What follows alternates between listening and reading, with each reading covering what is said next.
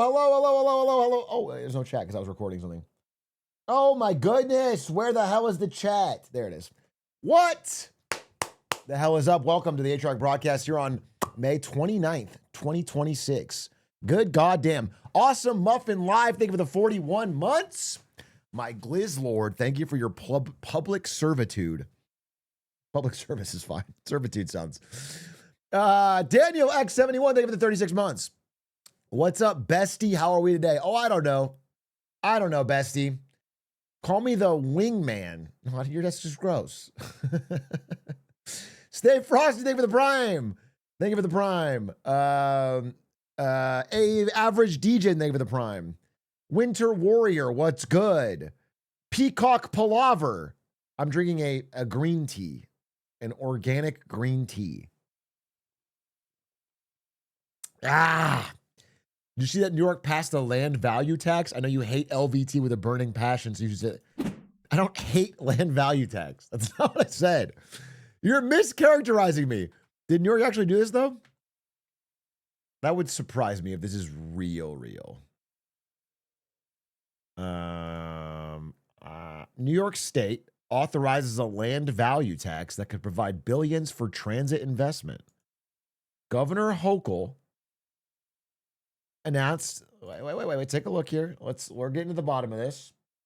Listen, did I have my disputes with Henry George back in the day? Yes. Guy was a mean drunk and he didn't pay his debts when gambling. So I had some problems with Henry George. Yeah, I talked some shit. Yeah, I fucking, well, on a personal level, like on an ideological level, I think he had some fucking good ideas. No one pays their debts with gambling? Yeah, that's what I'm thinking. The New York State's newly enacted FY 2027 budget includes major new mass transit projects for New York cities, among them the Interborough Express.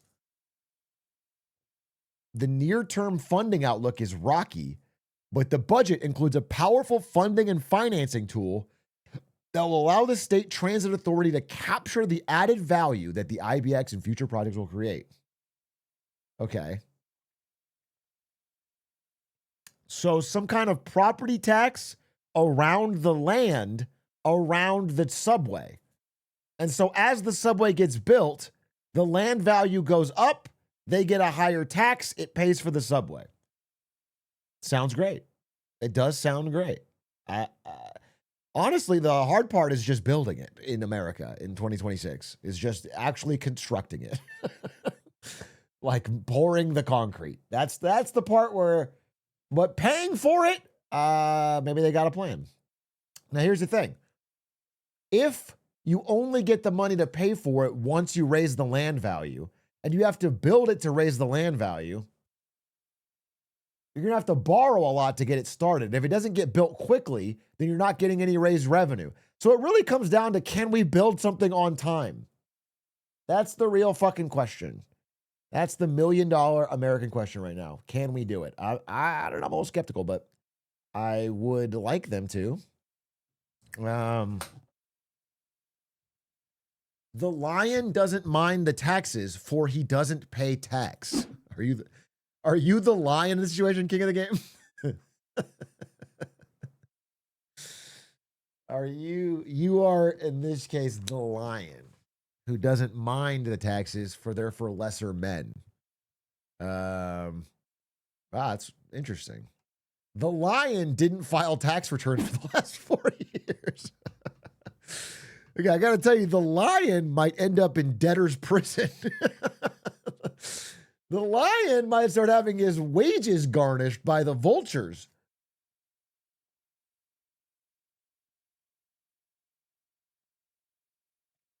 I respect the lion's attitude. I'm just not sure it's going to work out. Upset Lettuce, thank you for the prime. Did you see the generational crash out in your subreddit from the guy who totally for sure doesn't run the Big A Quick channel? So here's the crazy thing. That guy definitely doesn't run the Big A Quick channel, because I talked to the Big A Clip guy at the same time. We're going to give him a fucking test run or whatever. So I don't know who that guy was, but he was losing it and he wasn't even making any money. It was crazy. Maybe he was one of the other channels. I can't. But we're launching a Big A bonus. Big A bonus. That's just going to be the little short segments that everyone is clamoring for, but aren't making it, you know, that are there's like 50 channels, but no, there's not. There's going to be almost no channels. They're all getting struck. Keep up, Krishna. What are you, behind a whole full day? You don't watch every fucking stream as it happens? Keep up, bro. Bro's talking in yesterday's days. No, we're not worried about the fan channels now. Now I'm trying to make sure I have a spot for the little bits and banter.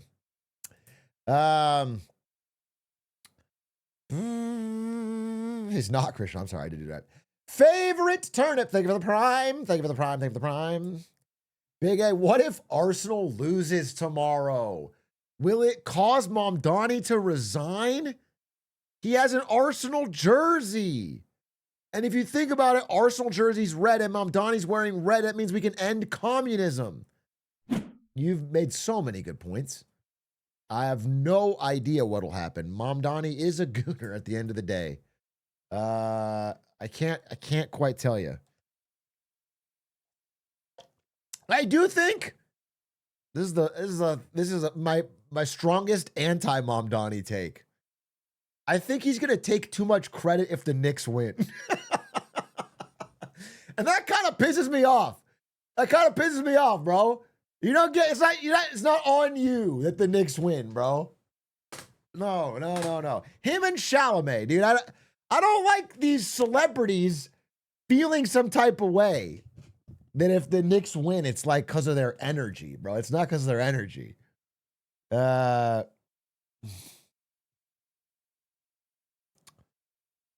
Remember when Goon was a term for henchman? I used it that way yesterday, and a bunch of fucking people were like, Goon? I was playing the Bond game, and I was like, these villains got to get new goons.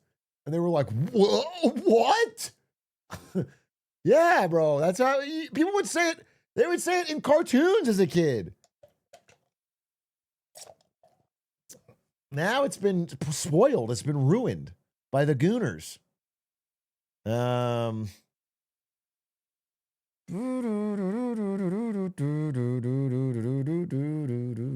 The Goonies couldn't be made today.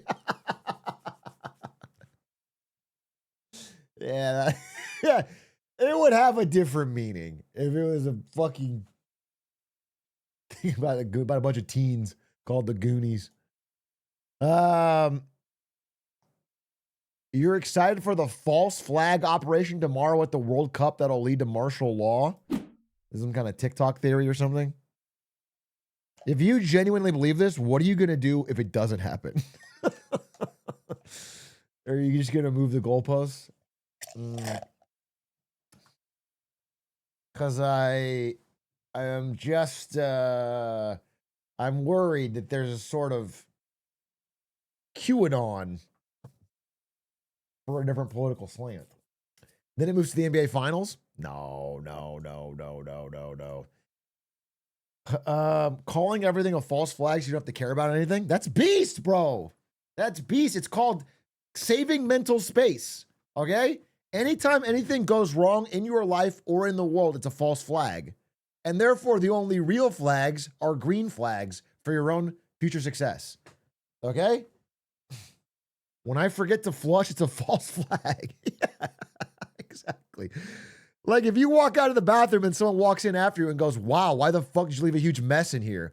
You can say, no, that was a false flag planted to make you angry at me. Okay? The CIA. Turn down for a date other CIA's fault. Exactly. The CIA is trying to radicalize you. There's many people swiping right for you on Tinder, but the CIA is intercepting it to make it seem like you're not getting any matches because they want to fucking radicalize you, bro. You got to keep up with this shit. Their methods are ever more devious.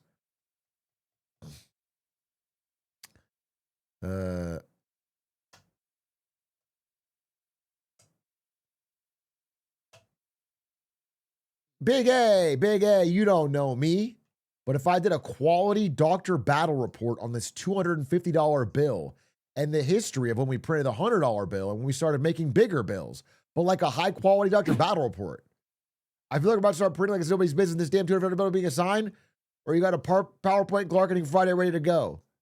I don't have a PowerPoint Glarketing Friday ready to go. No, I didn't think it was that big of a topic. I think it's funny. But I don't like. I appreciate the denigration of the high quality battle reports.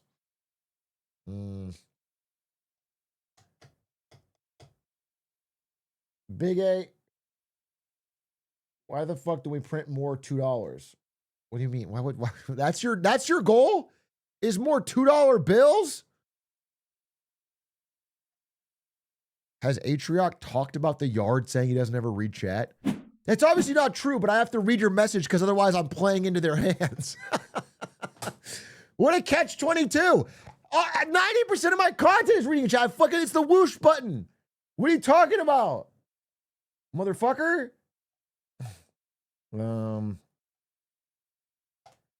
Yeah, I read chat. Chat is the kickoff point for a lot of things. I don't read chat during a fucking presentation, I guess, but that's a different. That would be a bad idea. That would be a bad idea. You literally have a plugin to pull up chat messages? So what do you say? So, and when, by the way, as I respond to you, does that mean I'm reading it or not? What are you saying? If I pull it up, that means it's probably that I'm noticing it, right? Do you think the yard's point is that I only read chat when I pull it up? Or that they're trying to say that I don't read chat at all? How would I pick what to pull up? It doesn't make any sense. Oh, you were agreeing with me? I take it back. You're a base. Hey, next time, make that more clear, buddy. Make that more clear. My crash out trigger's on a hair trigger lately, okay? The chat's all saying you're the asshole, and it's like, you should probably apologize. They're all saying YTA, bro. It's not a good look for you.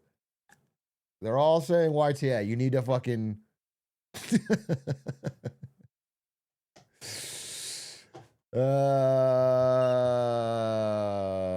YTA. Mudsman, thank you for the 45. Much appreciated. Atrioc. I made a Reddit post in your subreddit about how an Instagram comment about how only America has housing crises. And I got responded by people in 80 countries, then said, at least in India have good housing, as my parents own too. Then someone said, I can be privileged, and I looked up and realized my family is top 3%. So I made a post saying I'm sorry. So all in all, infinite karma farm. And now you got whooshed.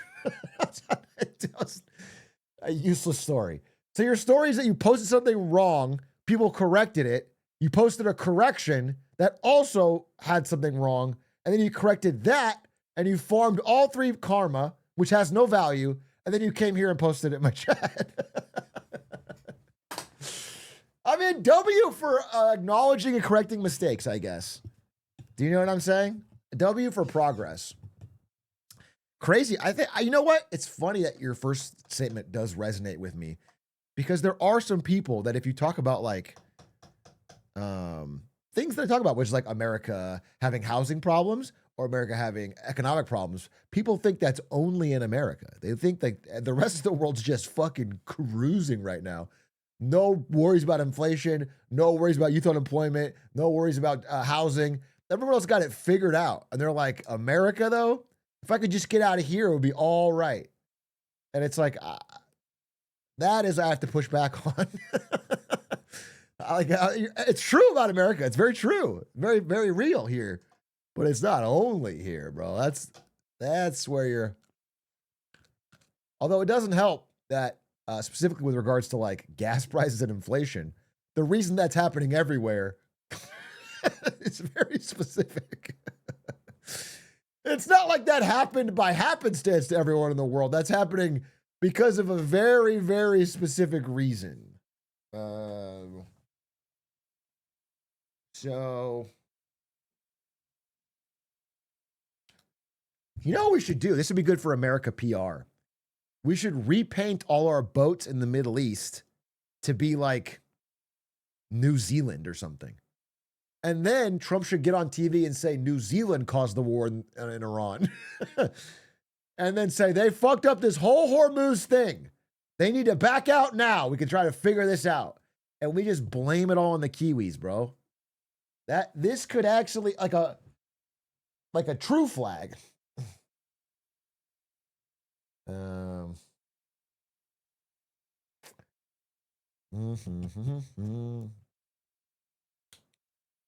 America would get a lot of clout if someone Luigi'd Trump. Just bring the fact that I don't want to talk about murdering a fucking president, even if it's someone I really don't like. I think a world where JD Vance is president with the righteous fury of an assassinated Trump is not a better world than now. The flailing, incompetent old man that is Trump, slowly but surely burning down his base, is the better option. It's not great, but it's the better option.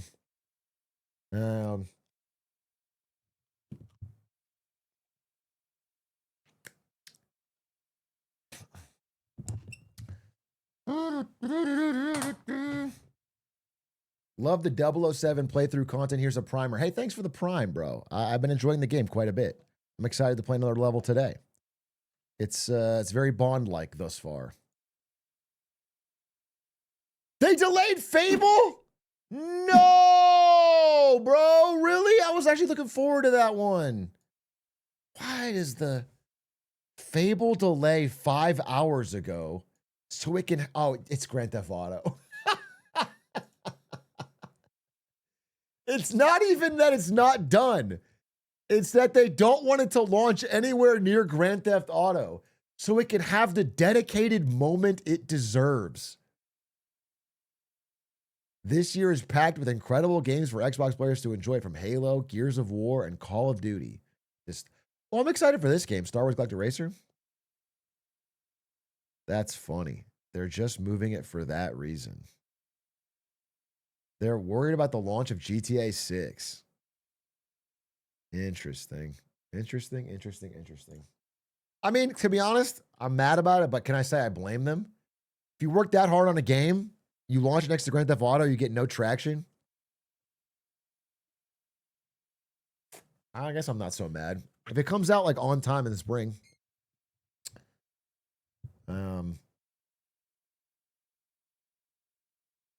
Yo, what the hell? I'm boycotting GTA 6, not for political reasons, because I don't have an Xbox or PS5. Isn't it on PC too? Is GTA 6 not launching on PC? That would be whack, dude. Wait, 1 year? Oh, you guys are serious? Wait, GTA 6? PC launch? Wait, you're being for real. Wait, I'm not going to play this shit on console. Wait, this sucks. Wait a minute.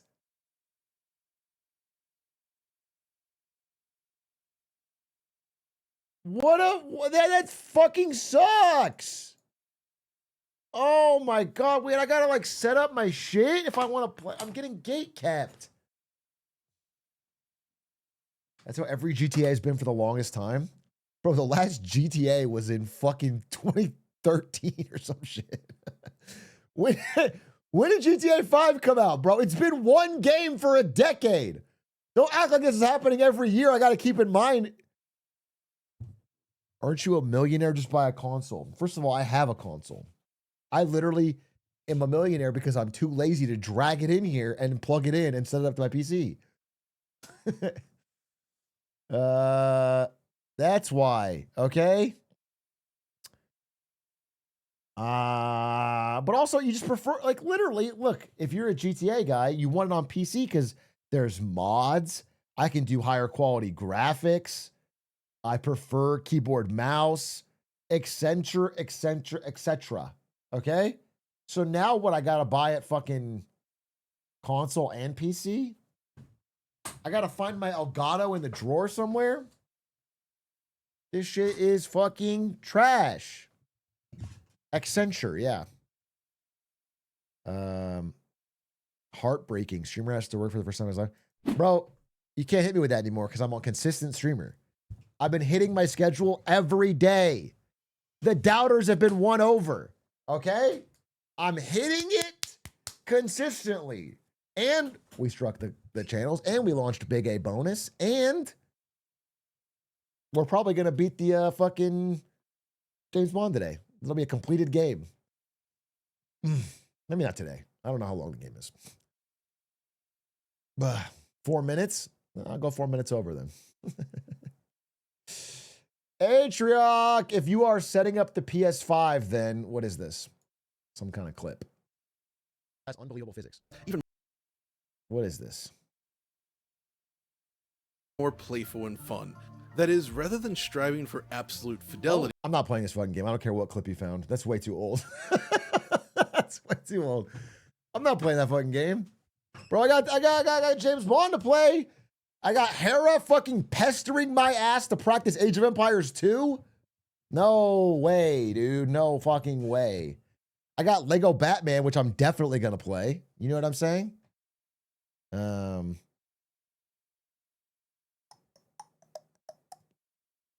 Plus, I'm playing with your guys' hearts. I'm a clueless ghoul. Why don't you rather beat everybody? There's going to be a clip about it tonight, brother. You can watch that.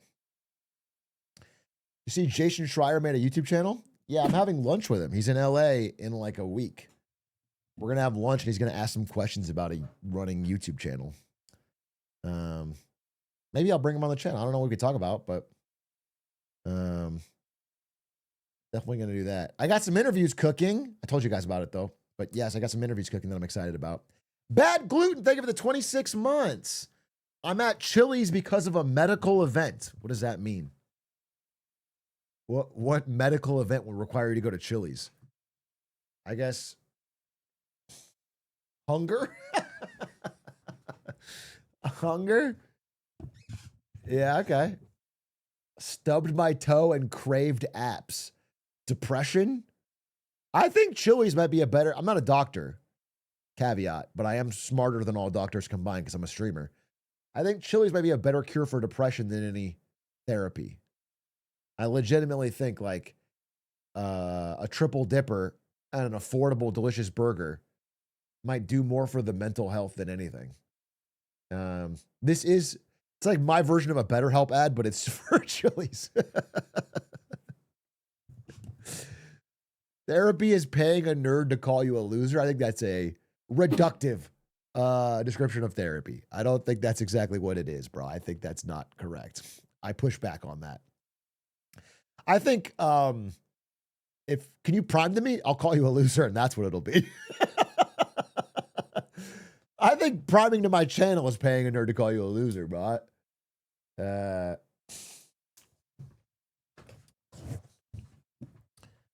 What if your card declines at the therapist? Do they re-traumatize you? Yeah. If your shit declines, bro, they unheal you.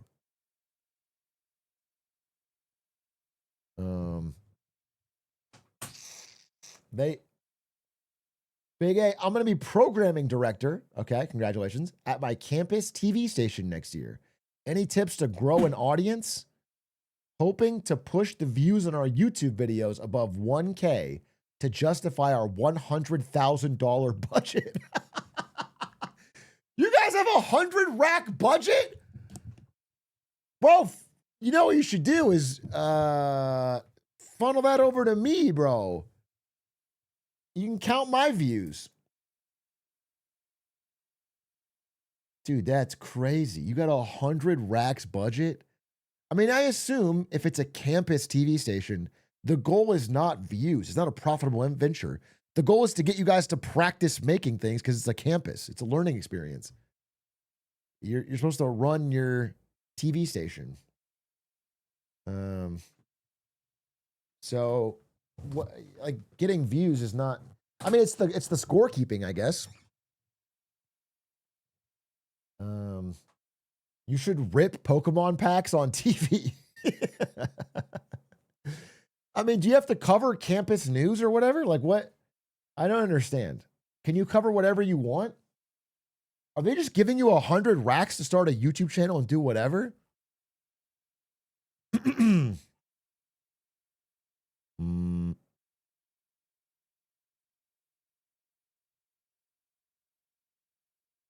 Big A, I know a lot of people who work agency side, they're getting cooked right now. They are being hit the most. I don't know if people are talking about it.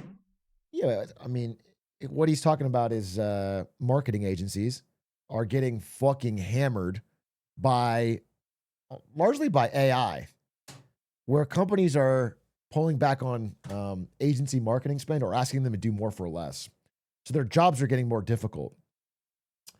But that's happening in a lot of industries. It's not just marketing, and it's hard to get. Here's the truth I'll tell you about this. This is the honest truth. If you have friends in the agency side, it's very hard to get the rest of the world to care about marketers' feelings or plight. They just don't do it, bro. It's just hard. It's just hard to do it. So you're gonna have to. I give you sympathy, but getting like that to be well known is not. They don't care. It's something that I've learned in the industry. Okay.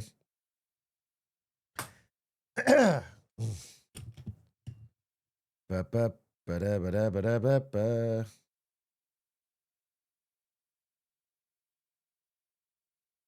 Dude, I am the agency marketing firm killer. I work for an MSP. Wait, what is MSP? MSP.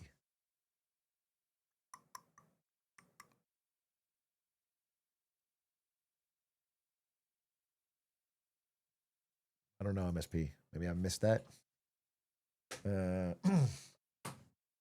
Hey, Big A, first time chatter from the side channel. I heard from the other day that SpaceX IPO is going to force 401k folks to buy in. Is this true? Yes, this is true. And not only that, but the rules were changed to allow him to do it. It is pretty fucked up if you really analyze the SpaceX S1. It is bad. The company is uniquely small for its valuation. And it is changing the rules to benefit itself in a variety of ways. Will there be a video on it? I feel like everybody made a video on this, so I didn't want to do it. I literally think like 10 different channels made videos on the SpaceX IPO. So I thought, okay, it's covered, but maybe I could do something. It is super interesting. So you're recommending I move my 401k to 100% GME? Yes. Yeah, exactly. That's what I'm saying. Lots of SpaceX employees are going to be millionaires. Yeah, dude. The whole Austin area and the Bay Area are going to be flush with about like 20,000 new millionaires and centimillionaires because of SpaceX, Anthropic, and OpenAI all going public this year. And the housing prices are going to be fucking ridiculous.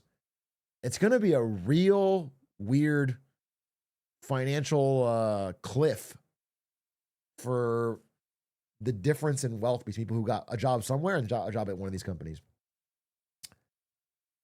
Does this not destroy the economy? No, I mean that's not that's not big enough to destroy the American economy. What might is if these companies are all massively overvalued and they get dumped on the public and then they go down in value. That would be a real drag on the indexes, which is the last thing it's the last good economic indicator right now is the stock market. That's it. Everything else, bro.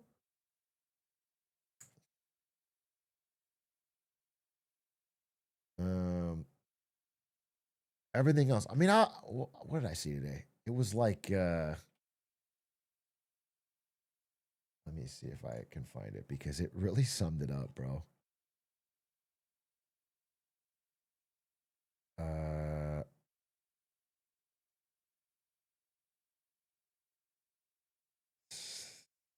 Wait a minute.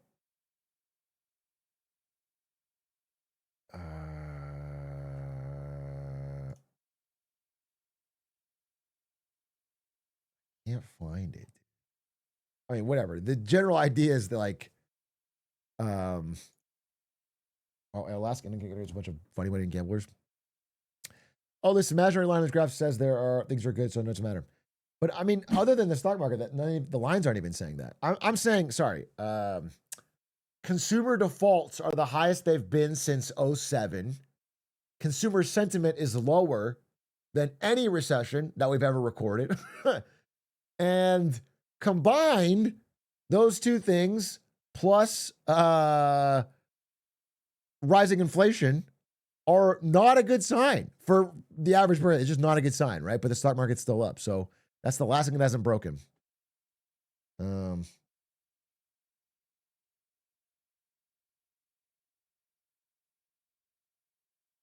you call up Trump and tell him to adopt me so I can start a business and get a buttload of government funding as one of his children?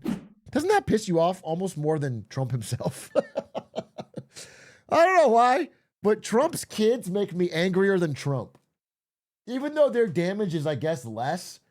I think like smug Nepo babies are I don't know. They have this such punchable faces and they just keep going around siphoning government money for like crypto startups and shit. It just pisses me off, bro.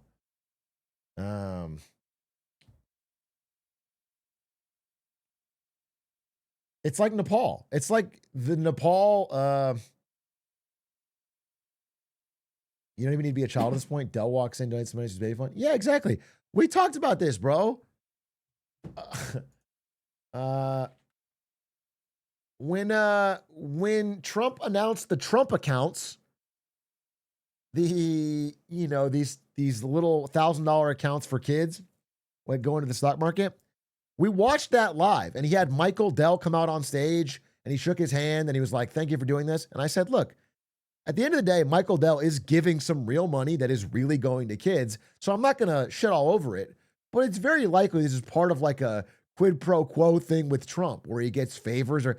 And then after that, Dell gets a massive government contract. And look at the stock, bro. Look at the stock over the past year. It's like the amount of money Michael Dell made is 1,000 times, maybe 10,000 times what he donated to this fucking Trump account. And so it's not, and that's at the expense of taxpayers, because I'm pretty sure that Dell is not the best possible choice for our government for what they're being hired for. It's almost 426.9. You're right. Smoke some weed.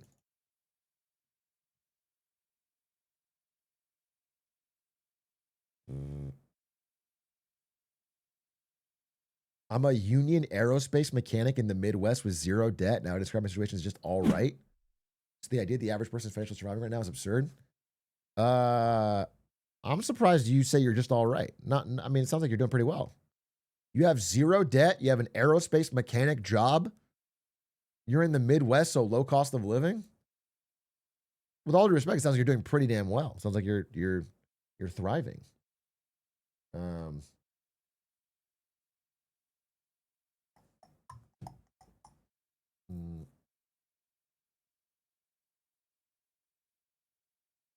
Unless you don't want to live in the Midwest, in which case that is a problem, I guess.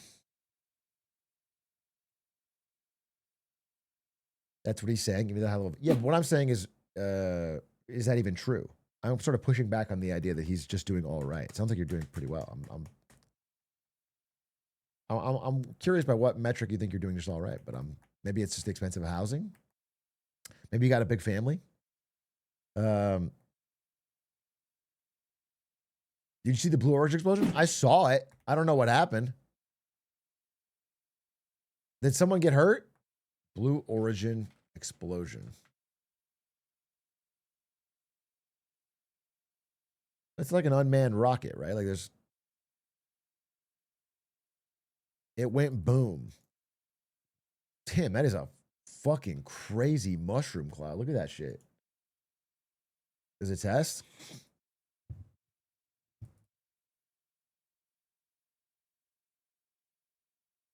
This was days ago. Someone asked me if I saw it, bald pigeon. So I'm saying, yes, I did. What is your fucking problem? What is your problem, bro?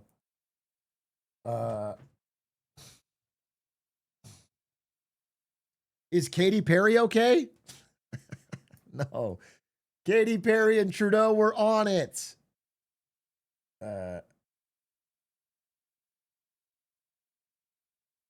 We lost 2 national treasures.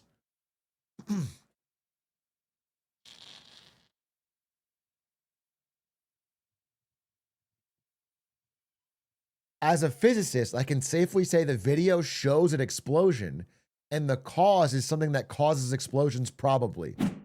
That's why I love having an expert chat. Thank you, Murray, for breaking it down for me. I didn't quite...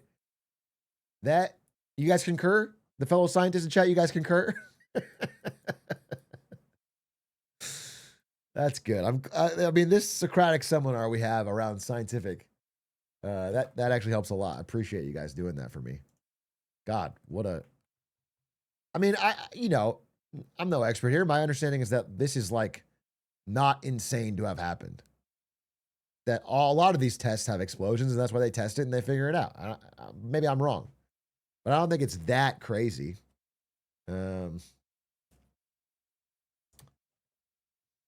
Looked cool as fuck. Anyway, the thing I really feel bad for is Jeff Bezos, because he just doesn't have the money for this kind of stuff. You know what I'm saying? Times are tough. And I'd hate for him to like lose cash on these explode. You know what I'm saying?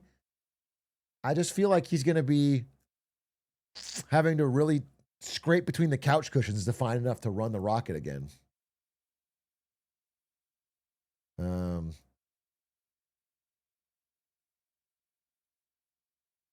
Jeffy B looks old now. Did the steroids wear off? Jeff Bezos. Dude, you know what though? Have you guys know the guy from Kingsman? This went viral or something? Kingsman actor. People were shitting on him for looking older. He is older. It's pissing me off, actually. It's actually pissing me off. Where was this?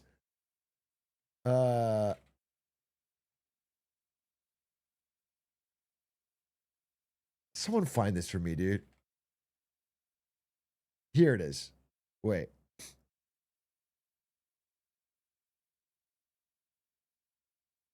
It was like...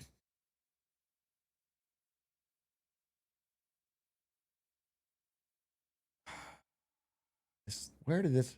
Struck close to home? It struck close to home because, yeah, everyone's gonna fucking age like that, bro.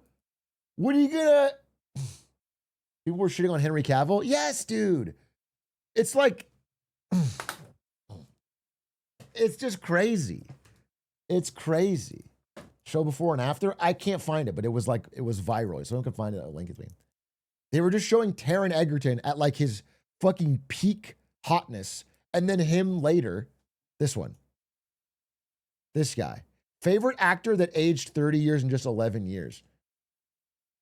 And it was just like 26,000 upvotes roasting this guy. It's like, bro, what do you want him to do? Get a bunch of fucking surgery like Elon Musk or some shit? By the way, I think his head is shaved for a fucking movie. He's not like, he's still a good looking guy. It's crazy, bro. It's crazy. And then you got people shitting on Henry fucking Cavill? Henry Cavill, one of the fucking most attractive dudes ever? It's just, what's the fucking point, dude? Brad Pitt looked so ugly in Benjamin Button's He Fell Off. I can't. Like, why are straight men attacking straight men for falling off on their looks? I don't even get that, bro. And it's like crazy. This is the post-clavicular world. Everyone is getting catty. Everyone is trying to fucking feel better about themselves. I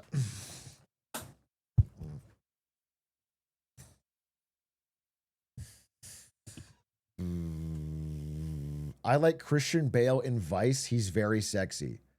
Do you mean when he played Dick Cheney? You have a Dick Cheney thing? When he's in the fat suit?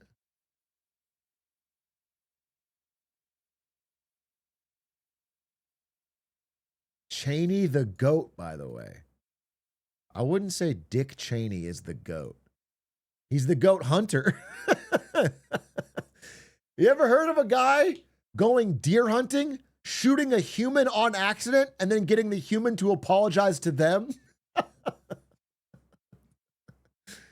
That is the Dick Cheney GOAT status, dude.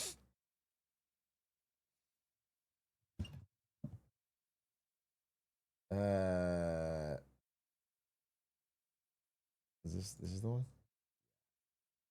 Yeah, I don't know about hot is what I described this. He does look paid though with that roly. With that roly poly. Okay. Fierce. Is Dick, this is a crazy question. Is Dick Cheney dead? Oh yeah, he died last year. Yeah, I forgot about that. Yeah. Yeah. Dick Cheney. Gone but not forgotten. You know, they say you die twice. First when they bury you, and second when a streamer last mentions your name. So one more day, Dick Cheney. One more day.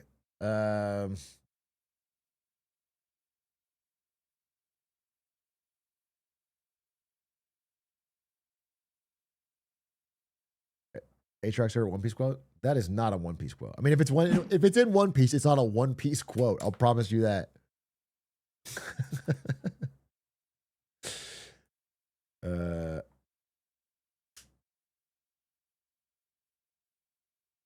Please mention him every stream. I don't want to say goodbye yet. Have you seen Backrooms yet? No, I'm seeing it tomorrow. I'm seeing it tomorrow.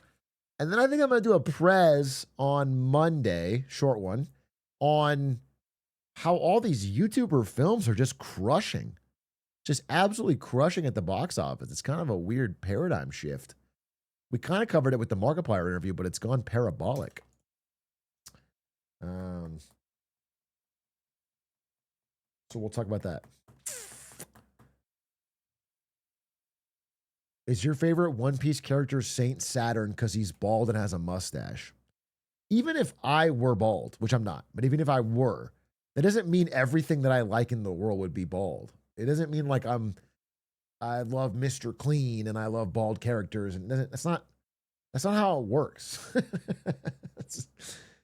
It's like you could have hair and still think Agent 47 is a cool character. Do you understand? You're not locked into people that only look exactly like you. Or you not get that?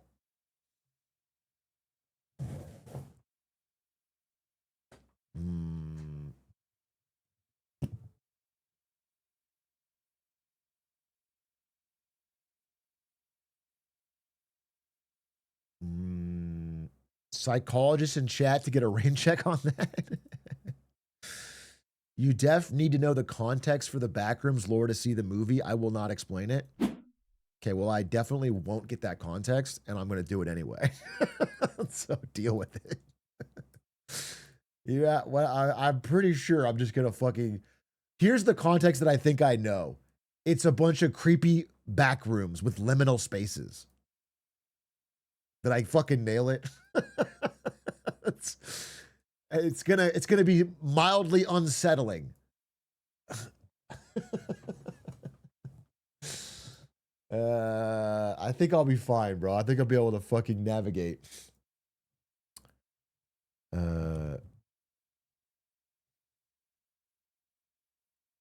Bro's gonna be so shocked by the glizzy goblin in the back rooms. Stop. I'm gonna give you a minute to rethink and do a better joke here. I'm gonna give you a minute, okay? 60 seconds on the clock. I have set up, I'm talking about the backrooms. That's the setup, okay? You can go any direction you want. Your direction is he's gonna be shocked by the glizzy goblin in the backrooms. You just ham-fisted that shit in. What better thing can you do to riff off the backrooms than just say he's gonna be shocked by the glizzy goblin? It's stupid. It's juvenile, okay? Put some effort in. I never claimed I was intelligent.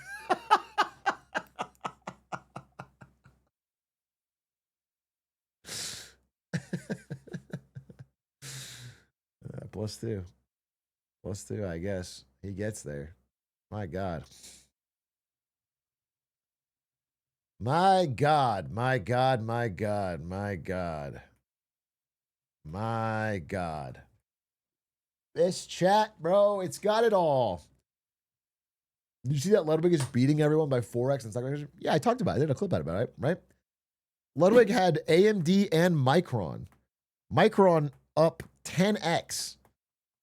It would be a $1,000 to $9,600 stock had we had a competition end now. Unfortunately, he was last place. He was last place. So he just missed his moment, unfortunately. Has he done the run? Yeah, he did the run.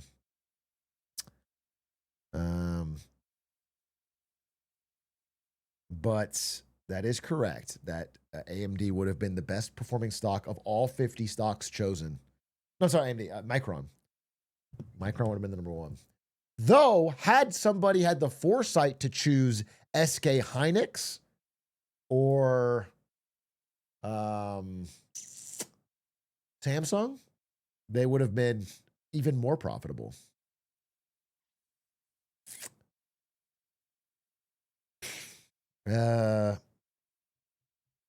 International stocks were allowed? Yeah, definitely. If you chose SK Hynix, your insider trading, even an insider trader wouldn't have known this. Nobody in the time we started this competition would have confidently made the call that all memory companies at the same time were going to go to the moon because of Sam Altman trying to buy 40. I guess you could have made if you were really genius, but it wouldn't be insider trading. It would be incredible investing. Like Sam Altman could have insider traded, I guess, because he's like, I knew I was going to do it. SK Hynix employees are getting a 440K bonus for this year. Actually, I think they're getting more. I think it's the Samsung employees getting 440K. I thought I saw that the SK Hynix employees might be getting as much as 800K because they had a better deal.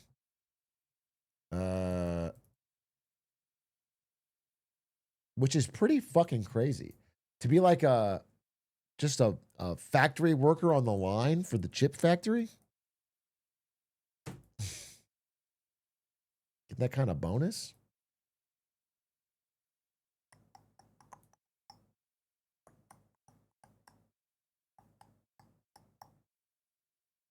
Is it illegal to trade before announcing actions you are independently making which you know will move markets? It's a real gray area. It depends on what you're saying.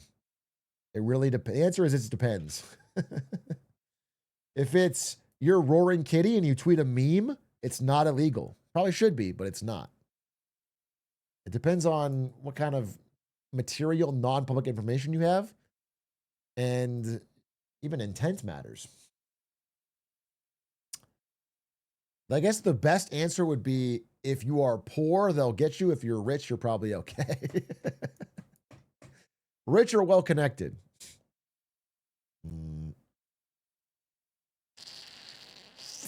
New good work kind of relevant? Oh, interesting. YouTube good work. A new good work. It's entitled, Do Presidents Always Make This Much Money? We Americans have elected, If not, they should. Okay? many well-endowed men to the presidency. Franklin Delano Roosevelt was born rich. Herbert Hoover had a successful mining business. And Lyndon Johnson had a huge cock. But crucially, these men accrued their privilege and wealth before entering the oval-shaped office. Meanwhile, today, I keep seeing headlines saying the sitting president has made an estimated billions of dollars while actively on the job. So it's time to ask some questions. Questions like, is this unprecedented? Or is it precedented? And what's precedented mean? Is it presidented? Like the Matrix glasses? To answer this question, I had to look into before times, also known as the past. Now, while I was born in the past, I'm certainly no expert in it. That's where historians come in. So I hit up Julian Zelizer, a professor of history and public affairs at Princeton University and author of The Long View on Substack. Love a good Substack. Really, the central question of this video is, do presidents always make this much money? Right. Trying to contextualize it for people. And they don't. Yeah, I mean, doesn't everyone know that it's no? Even a Trump fan would say, obviously, this is not a normal amount of money to be making. Is that a video done kind of thing? Like, it's not even close. It's more money than any other president has made during office, I believe. I mean, I guess we'll find out. Maybe there's someone who's close. Maybe Taft. This is an area, there's a clear no.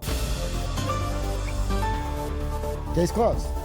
Well, that sorts it, I guess. But I need 10 more minutes of video in order for my mid-roll sponsorship to kick in. The debt from that infrared sauna I financed with Klarna isn't going to pay off itself. So let's talk to someone else. So we made a web, and this web basically represents the mixing. I want this. So we made. I want a green screen interview room. This is cool as shit. Somebody build me this. Somebody build me this, dude. This is fucking beast. You wouldn't know how to use it? Ask Off-Brand? Dude, I already took $3 million from Off-Brand. You want me to take more, bro? I'm not greedy. I already yoinked, bro. You want me to add? You want me to take more to the pile?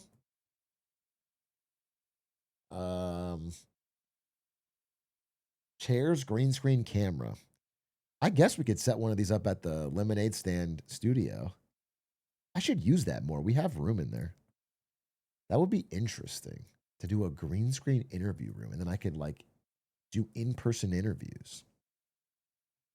A web, and this web basically represents the mixing of politics and profit making that's been a hallmark in the second Trump term. Amy Walker is a reporter and graphics editor at the New York Times, who worked on a big piece late last year that laid out the different ways Donald Trump has made money in his second term. Amy was the perfect person to help me deepen my understanding of how Trump is making money, not just because she was an expert journalist, but also because of the unique medium she works in. Amy, first off, I want to thank you for using pictures instead of words. Yes.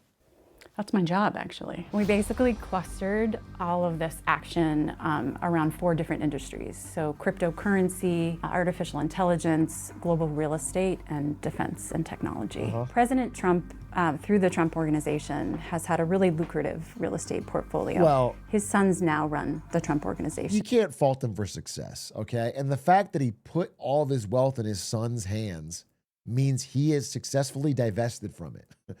There is no financial tie there anymore. He has no incentive to lean one way and use the power of the presidency to help these things because it's with his sons. Okay? I don't know why I have to defend him. It's just like he has not done anything wrong here. He is not currently running that. But his sons have been... Is it bad that I almost hate his children more than Trump? That's funny. I said that earlier. Something about his kids pisses me off. It's just, I don't know. It's just the fucking goofy ass dumb smile. Like I earned this. It's the vibe I get from what they're saying. And it's like, no, you didn't, bro. No, you didn't. It's like a Disney Channel movie of a spoiled rich kid. Like the bad guy. I don't know. It's something about it. And then the fact that all of their money is off of grifting the public, using their dad's power, is also problematic. Organization. He is not currently running that. Yeah, at least Trump is funny. You know? Trump's got little quips. He also has the hands. Trump added the hands to our lexicon. That's a big deal. But his sons have been negotiating Trump-branded property deals all over the world. While President Trump has been in office. While President Trump has been in office. And he benefits from those deals. He profits off of those deals. So DAR Global is a global real estate company that has strong ties to the Saudi government. And DAR and the Trump organization DAR man is have involved? something like 8 deals for Trump branded properties all over the world. As Amy points out, one of the most prominent ways the president makes money is through the sprawling Trump organization, which, among other things, owns condos, hotels, private clubs, and lots of golf courses, including the one where I used to caddy for Epstein. It also licenses out the Trump name to fill up all that usable blank space they got on buildings and Bibles. Yep. And while during Trump's first term in That's 2017, his family promised not to make any deals in foreign countries, this time around, they threw that policy out and That's wild. I don't remember him even saying that. Dude, it's so funny. If you go back to the 2016 election, Trump won. He had to make so many concessions. He had to say things that weren't true, but he had to like at least pretend. Like Trump won was like, listen, I'll release my tax returns, of course. I wouldn't dare run without releasing my tax. I'm gonna release it. He had pride meetings, bro. He did a lot of things to like try to, it's just funny. And now he's completely unhinged. No fucking limiter. started minting deals for a bunch of Trump-branded developments across the Middle East. He created a meme coin in his name. The it's a meme type of coin is- cryptocurrency. He's promoted that coin to investors who have then purchased I love Trump. So cool. The greatest of them all.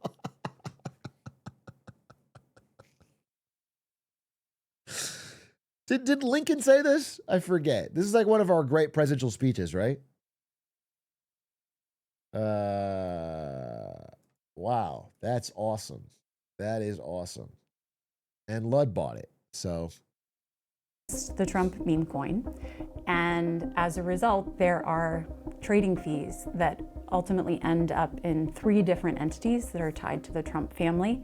And some of those fees go back into Mr. Trump's trust. what? He And profits what off is that? that says fight, fight, fight. I thought, wait a minute. You're telling me the president profits off that meme coin?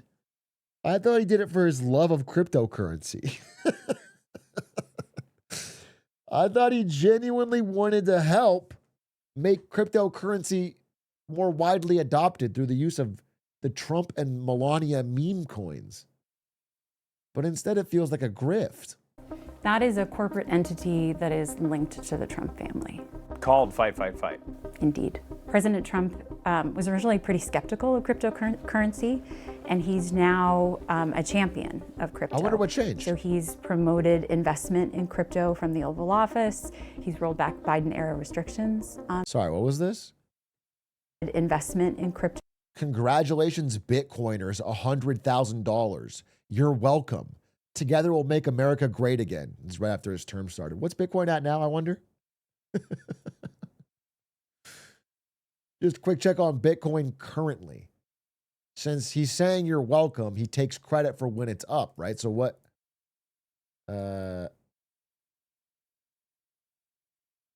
From the Oval Office. He's rolled back Biden-era restrictions on the industry, but he's also standing to gain from these policies he's making because he's a player in the industry. If you're watching this channel, then it's not news to you that it's tough sledding out there for normal people in the big bad world of finance. Saving Journey out crawls to Wealthfront. eligible million clients that try to boost of wealth. He made millions selling these meme coins and giving top buyers a chance to meet him and Mike Tyson for what I assume is a hearty lunch of steak, ketchup, and assorted prescription drugs. The president has also bought over Pills $1 and meat. billion of Bitcoin through his media company, and he founded his own crypto company, World Liberty Financial, with the help of his special envoy to the Middle East, Steve Witkoff.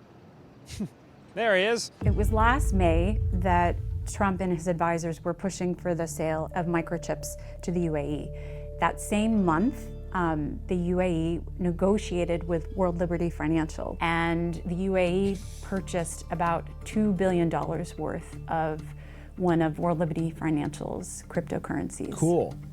Same month that happened. Last May.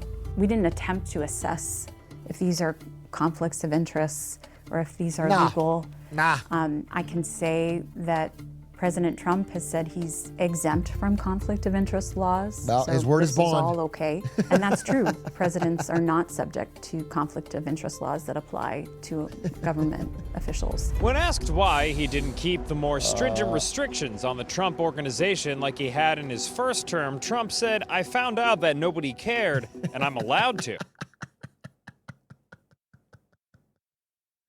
At least he's fucking honest, bro. At least he's honest. Is he wrong? He's not wrong. Nobody cared, bro. Who's going to stop it? I mean, people care. People do care. But it takes time. He just goes, his blitzkrieg strategy is so effective in the modern day attention spans in news media, bro. People, it's like the amount of time it takes to synthesize this and make it so people can understand and care is so much longer than the time it takes to do it. It's crazy. Like people can't keep up. Which objectively is a baller thing to say. And indeed, the Trump family's ethics agreement for this term make it clear that the federal conflict of interest laws only apply to officers and employees actively working in the government, not the president. Trump also points out that past presidents have maintained private commercial activities while in office, citing the famous example of George Washington's business exporting cornmeal and Thomas Jefferson keeping his nail factory and tobacco farm. And what a beautiful operation for those guys as small business owners to run those completely on their own with no extra help at all. You don't see that. I'm sorry? Really? Now, it's worth pointing out that Trump's crypto and real estate businesses are far bigger than slavery notwithstanding, which is a bad start to any sentence. But if his examples of presidents can do this, is the first and third president having farms? I can start a crypto meme coin and have my sons get a $2 billion investment from Saudi Arabia before I make a decision because George Washington had a farm? It's crazy. That's not a defense, bro. Jefferson and Washington's operations, but they're not the only way Trump's cashing out. He's also making money the same way my dad's band does, by selling sick merch. Presidential campaigns often sell merchandise to help fund their elections. I'm still wearing my Orrin Hatch thong. But President Trump is the first candidate to compete against his own campaign store with a personal store that he privately owns. And along with all those dog bow ties, bra tops, fig diffusers, and $575 quarter zips he's selling himself, the Trump organization has made tens of millions of dollars licensing his name to be used by other companies to make things like guitars, sneakers, and watches. It is a way to make money, right? He has a lot of core supporters. It's almost like I call them kind of fans. Shelby Talcott is 7-4's White House correspondent who's written about home goods companies cranking out Trump-themed merch, and I asked her to give me the view from D.C. Shelby? In a way that I think a lot of other presidents have not had, he has like cultivated this really niche base who love him. They will stand for 5 hours before an event in the middle of summer to go watch him. And so I think that these companies also see, well, there's a target audience for these things. Where does his personal finances come into play amongst the general Trump sphere of news stories? You know, honestly, I think it ranks pretty low. It should be something that breaks through more, but it doesn't really. There's been a handful of articles about it.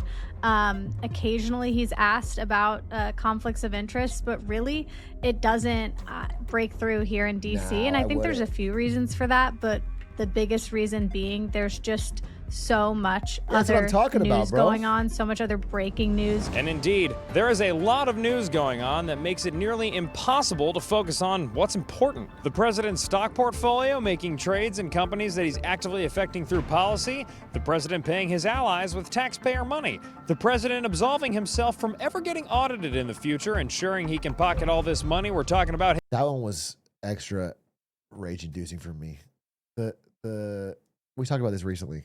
Dude, giving yourself a $1.8 billion slush fund, suing the government that you control, then saying, I won my suit,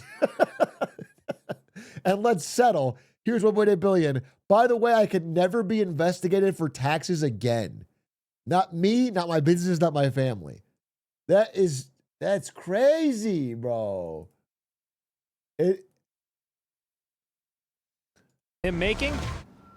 Shut the fuck up. Punch the Monkey has a girlfriend. So why does all of this profiteering jib-jab matter in the scheme of grand things? If TJ could run his tobacco farm, why can't Trump be an international crypto real estate mogul? Was there any past presidential family that also tried to cash out while the patriarch was in office? Did Sasha Obama ever try and you know, sell mugs? There were scandals involving family members. So Jimmy Carter's brother, Billy, had scandal when he was in office. He was doing consulting involving Libya, and it became a big scandal.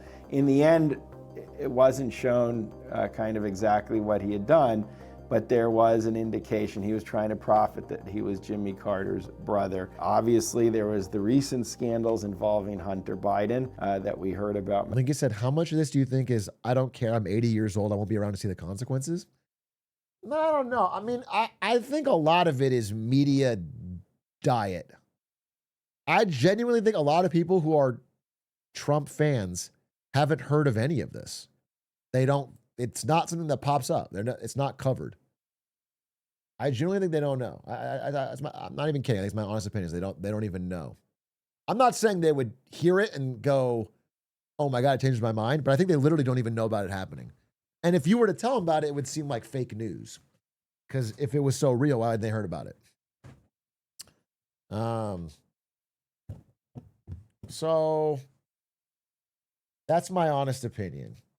But I do think that, like, I find the defense of it to be so craven lately. The defense of it, for people that are smart enough to know, the defense of it is always like, yeah, well, the Biden crime family did this or whatever. So it's like, it's complete abandonment of defending it on moral grounds, of being like, hey, I don't want a corrupt president. It's like, well, they're all corrupt or whatever. This is just par for the course. Or the other side did it too, so I can, it's never like, hey, I want a president who's, which is, you know, I think a pretty shitty way to look at it, especially given how the numbers on his side are so bigger. They're so much more egregious. They're so much bigger. And they're all so closely tied to his family, all just getting obscenely wealthy. The pay for pardon stuff is one of the worst parts.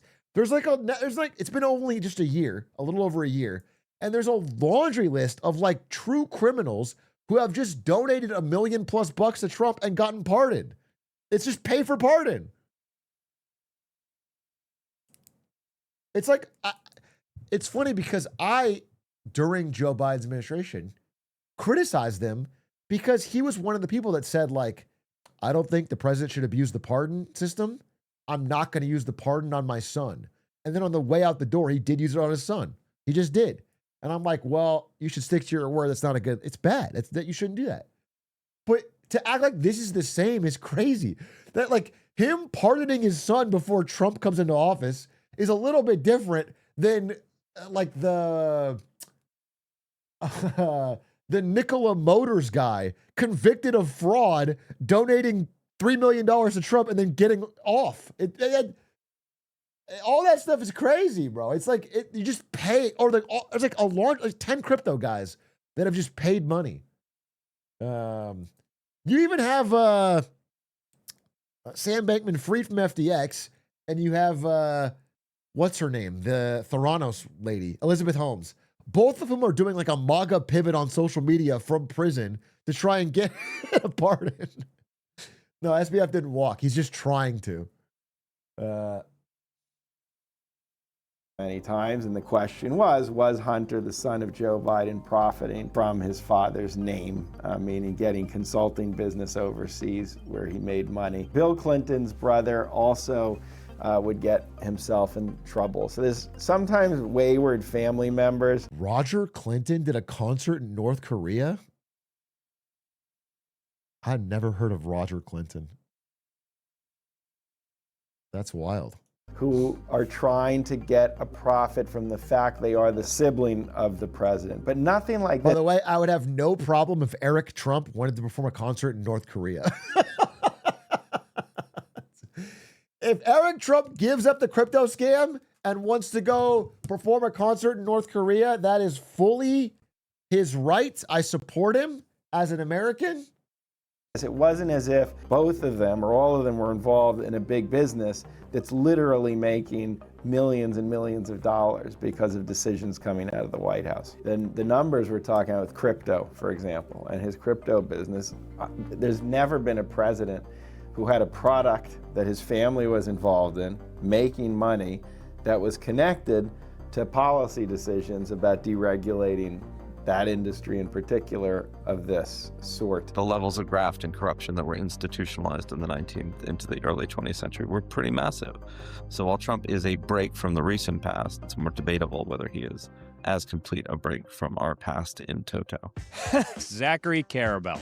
Well, he's a historian and author who has written multiple books on U.S. presidents. Okay. He also wrote an article in the Washington Post contextualizing Trump's business dealings. He argues that while Trump's activities are over the line and potentially dangerous, he doesn't think they represent a fundamental threat to American democracy, citing examples through history of periods of corruption that our country has survived. In the 1870s and 1880s, and even before that, almost all the positions in the federal government, including the post office and tax collection, was given out to your supporters. True. I do think that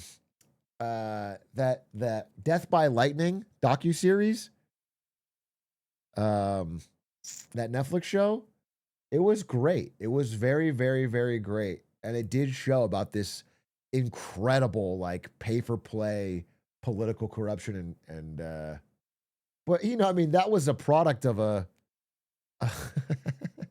pretty horrible economic time. And people rightfully fought against that and tried to remove it from our democracy. So the idea that it just happened in the past and we should, like, be okay with it is crazy.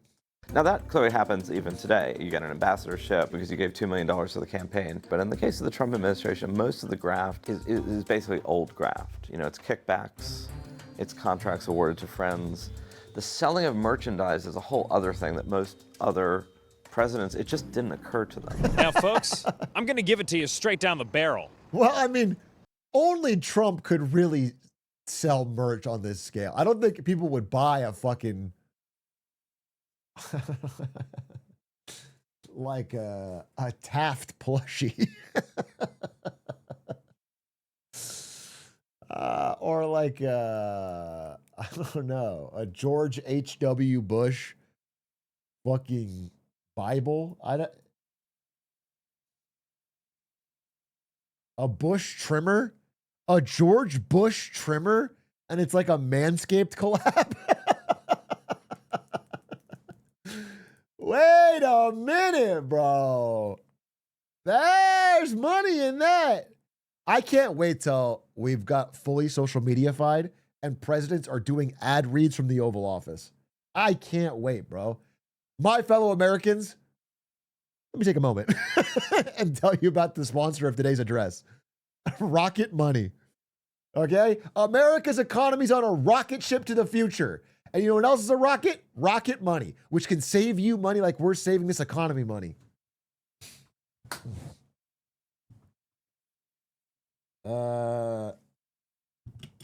This could be sick, dude. This could be sick. There has always been money in politics, especially now. I mean, this is America, the business capital of the nation, if not the entire world.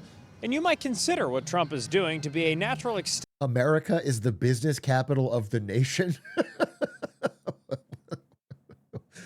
What does that mean? Of our toxic slushing together of politics and money. Some of it is money and politics. I think desensitized us. There's been so much of it, and the regulations ultimately weakened. And we had a system where people are just accustomed to candidates constantly raising money from private interests. Finally, I do think it's a kind of celebrity political culture where and this is in both parties, we love the individual, we revere the individual. Presidents are kind of like celebrities in their own right. And so I think when they are branding things, that's the odd man out. kind of like celebrities in their own right. Of the four you just showed, Bill Clinton playing this is Joe Biden was not a celebrity in his own right, bro. He played it low key. And so I think when they are... I don't think they were selling a lot of Biden merch. I mean, they sold some, but not much. branding things, we've reached a point where you're almost accustomed to that or almost expect it to happen. What we're seeing from the Trump administration, does it matter when discussing the overall functioning of American democracy in your view? I was making a point that I stand by, that graft and corruption can coexist with liberty and freedom, that they are not incompatible realities. You know what I'm saying, and I will say it again so there is no doubt, black and white, it's wrong, probably illegal, absolutely immoral. Some of it, I'm sure, is absolutely illegal. That does not, in and of itself, mean that the United States is less democratic, less free, less liberal. It means that we are profoundly flawed, hypocritical, often do not follow our own morals, and that has frequently been true in the past, and it is absolutely true in the present. What is seen as so bad? Why is he so afraid to say it? It sounds like he gets it. Why is he afraid to say it? Yeah, that's what that means, bro. That's, if you ranked it out of 100, you would go down. The points would go down as the corruption increased. It's not that you can't go back up, if that's what you're saying, but it's like insane to be like, it's a weird splitting of hairs on the term. He recognizes it's bad, it's immoral, it's illegal, it's happening now. It's like, yeah, that makes the democracy worse. It just does, like, significantly. Bad with Donald Trump making sure that he, you know. And it does impact your freedom, like, measurably. It is worse than if it didn't exist. If you're somebody who had a business that wanted to have a real shot at a government contract but doesn't want to bribe Donald Trump or give him weird gifts or glaze him publicly, then you have a less chance of getting it, even if you're the better product. So your business is going to fail or go out of business or shutter. And the graft and corrupted ones will gain market share. Makes a little bit of money while he's in office. I think the easiest way to think about this is, well, A, does this open the door for other presidents to act the same? And the President Jake Paul is going to go fucking crazy with these new norms. God, I mean, listen, I salute him. He's our president after all. Jake Paul knows what he's doing. He fights for us. I did think his third term was a little weak, but ever since his fifth term, he's nailed it. But I just think there's a little bit of corruption. reason that is a concern is because there are all of these questions about sort of, are there going to be pay to play situations? Are there going to be scenarios in which you have somebody able to influence policy and the president, him or herself, because they're doing business with somebody, about hypothetically? the president's son or the president's daughter? We are in new territory, and it is, I think the basic danger comes back again that, you know, if you're a voter living in New York, living in Iowa, living anywhere in the country, you can't expect presidents to be perfect. We expect problems. We expect a certain level of corrupt behavior or politically untoward behavior. But at some level, we want to have confidence that the debates revolve around what's best to do about the problems we face. And that's where people are hashing out, not how can I make more money for myself on every decision I make. That's just dangerous. Now, the president making a ton of money while they're in office might not impact the day-to-day life of the average American. It's a little frustrating people aren't more direct about it at this point. It reminds me of how people in the NBA talk about the Clippers Kawhi situation. It's like, you are asking me to get a videotape of Steve Ballmer saying, yes, I'm guilty, I did it. Otherwise, you're going to talk in these vague maybe languages. It's like, bro, we have enough of a paper trail. If Kawhi Leonard gets a massive payment off the books right at the same time as he signs under cost for your team, you can put two and two together. And if Trump family gets a multi-billion-dollar payment from the Saudis right as he signs a deal to unlock chip access to them, it's obvious. It's not like, maybe. Do we really need to fucking, does he have to admit it on camera for you to agree? Like,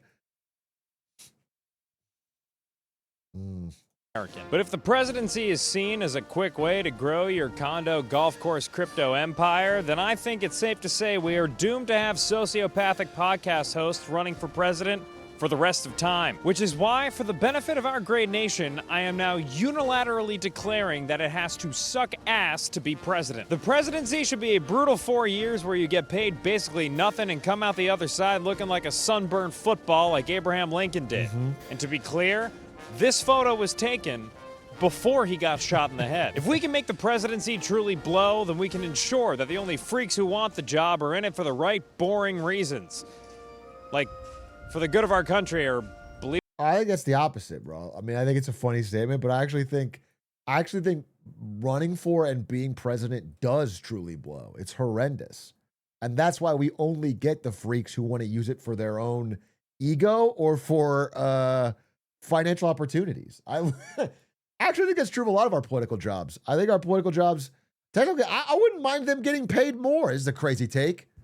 I would not mind them getting paid more, but we have to crack down on the graft completely. It is like, I just for an example, I don't know what the base salary is for the White House. I think it's like $400K, right? $400K is like what a meta engineer might make. And you're running the country. Like, it could be paid more. If you could get somebody genuinely good to treat it as their full-time job and not care about any financial interests, that's fine. It wouldn't bother me to pay more for that job. But then you have things like Trump going, I don't even take a salary. I don't even have the 400K.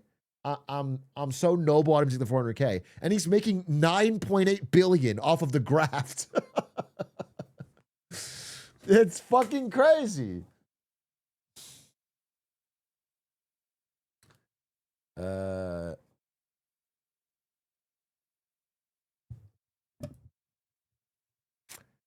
And like, I genuinely think that even 401ks should be banned. I think all financial assets should be banned for people serving in Congress and the House and the presidency. I think they should have no stocks, no bonds, nothing, bro. So I think it should be paid quite a bit. I should drastically increase their pay, and they should have absolutely no financial assets.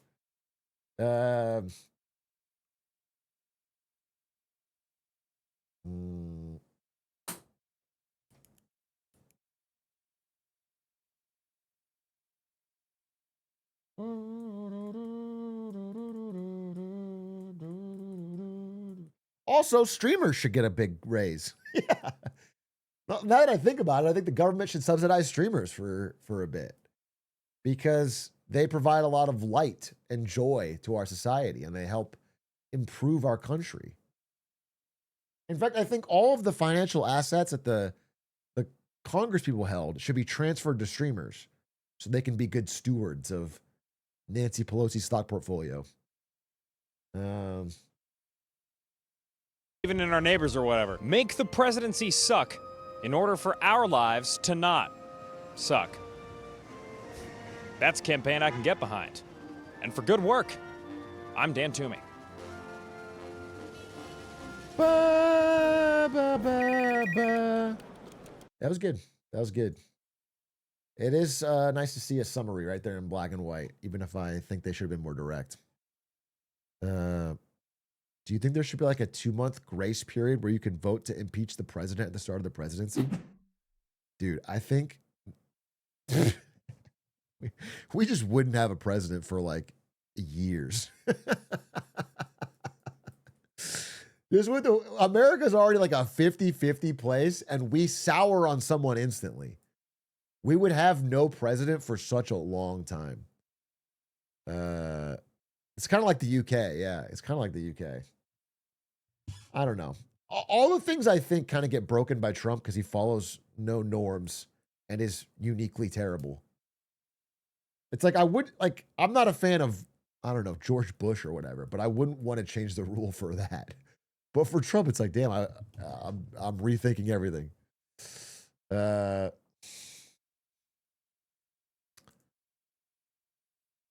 about we just find a literal Giga Chad and force him/her to become president?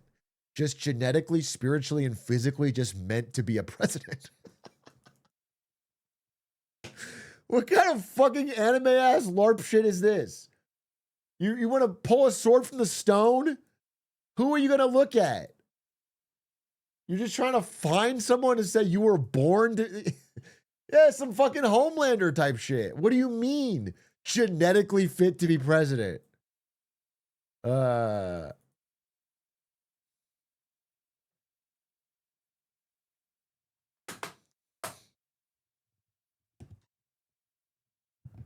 I think, isn't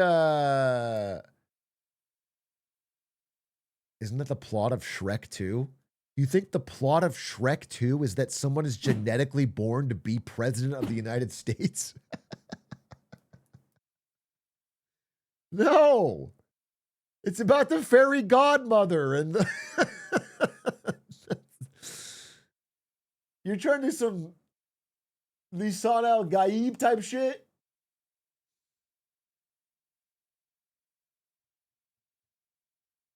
Somebody's going to come out of the deserts of Arizona.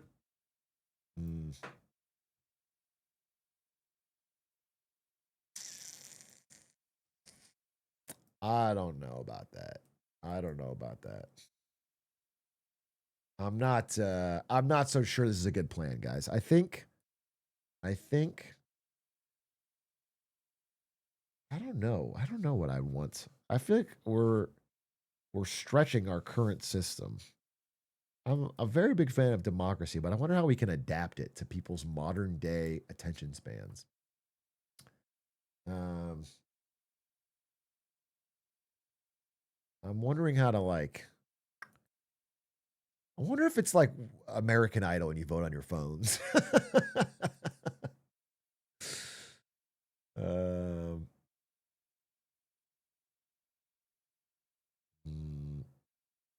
Doom scroll the polls. You know what it is? It should be like a TikTok live battle. All presidential candidates start speaking, and then everyone, when they get bored, they scroll off. And whoever ends up with the most views, you can just scroll, you can loop through all of the candidates. Whoever ends up with the most concurrent viewers is clearly the most interesting. Trump would win again. Fuck. By far, by the way. By far. He would win by far, bro.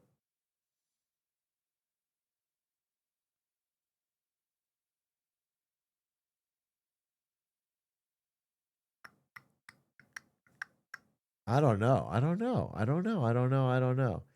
It should be like TikTok live donation battles where whoever gets the most roses wins the election. It is already. Sort of. It's just the roses are coming from fucking Raytheon. No, I think I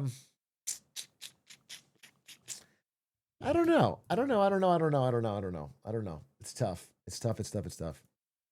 Right now, I want to try and get rid of Citizens United, which is the first start. But I think I would be open to the idea of a representative democracy where you don't even popular vote the president.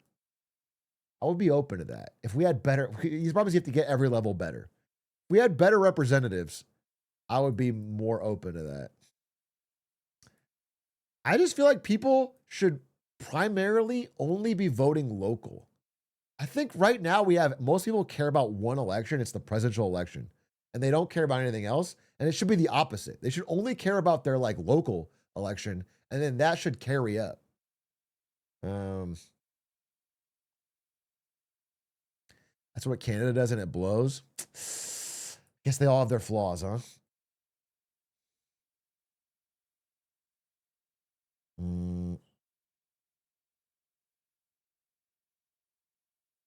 It was the original idea, I know, but they undermined it.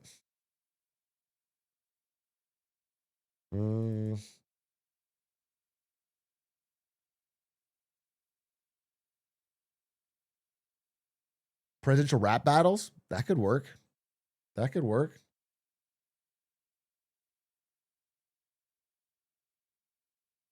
Hey, thank you for the 49 months, Mr. Ninja. Or what if it is like, what else could you do? I'm going to solve it right here, guys, so don't worry. I know I'm thinking, but it's because I'm going to solve it. I'm going to figure this whole thing out right here, right now. I'm going to solve elections forever. What if it was like a lottery? Interesting. Okay. Everybody who wants to be president puts their name in a hat, and then one person's randomly chosen, and they serve for 6 months. Because we want a lucky president.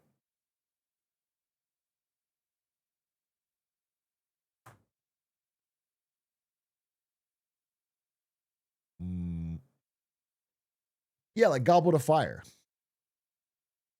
What if everybody in America got sorted into 4 houses? And then we use that, and then we have 4 parties instead of 2. And we've already doubled it. That's way better.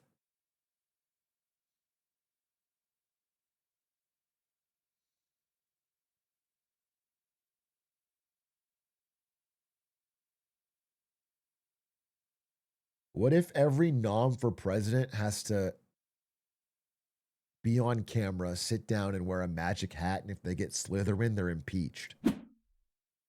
You're onto something. Hey, thanks for the 61 months.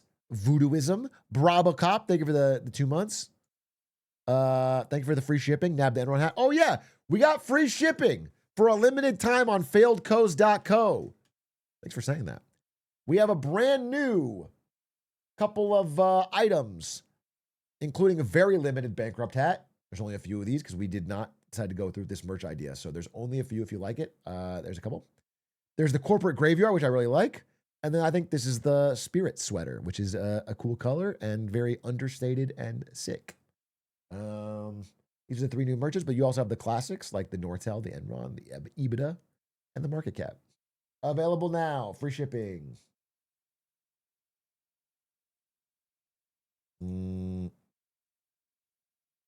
Spirit sweater is actually nice. It is. The spirit sweater is fucking nice. I've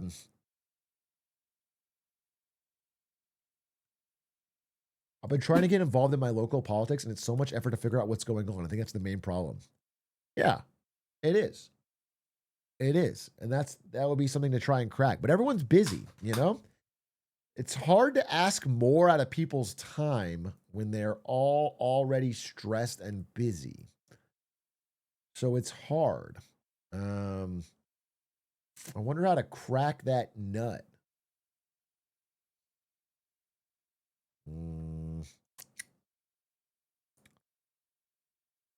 We just watched the Good Work video. Isn't democracy bad if people aren't informed? Yeah, it's worse.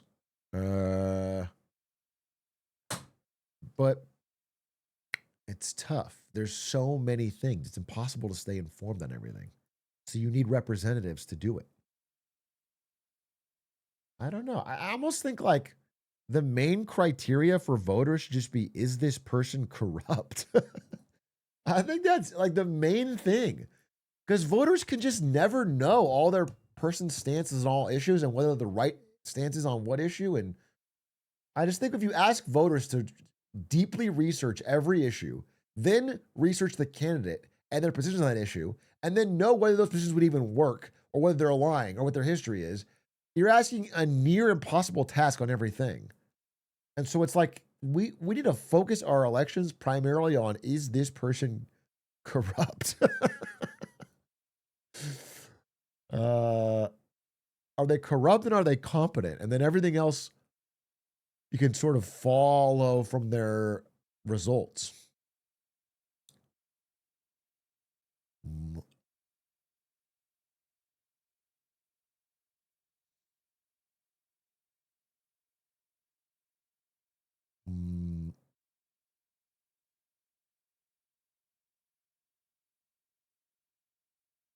If they don't have Riz, that's all I care about. Fucking true.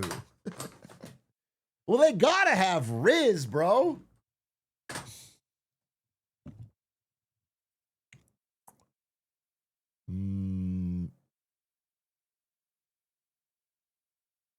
Are they old enough, though? I'm so tired of these inexperienced young-ass presidents. I mean, you got a good point. We should have an age minimum that's a lot higher. Because right now, it's like we just get too many youngins. And it feels like they're goofing around out there. It's like a fun time to them. It's like, no, we need fucking wisdom. I think every president should be required to be older than the last one. That way we're always heading in the right direction. I think it's got to constantly scale up.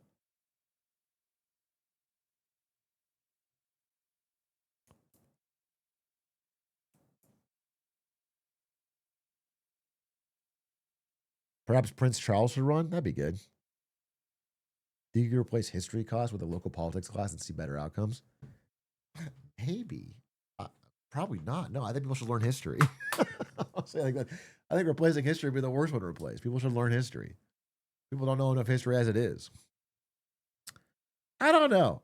It's tough to solve. I mean, we got so many people, bro. It's 300 million people with wildly different ideals, interests, and everything. I don't know. I don't know how to fucking crack this nut. But I do know that something's got to give.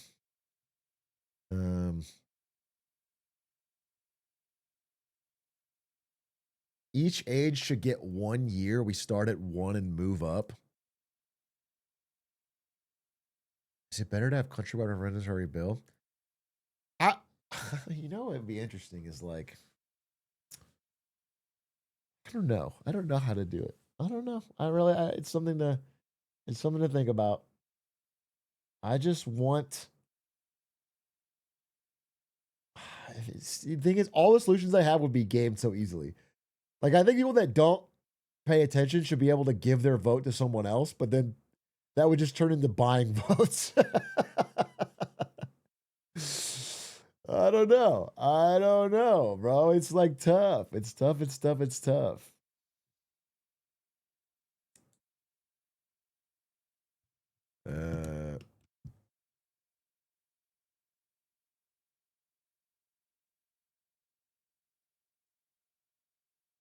Can we all agree that it should be legal to scam the elderly?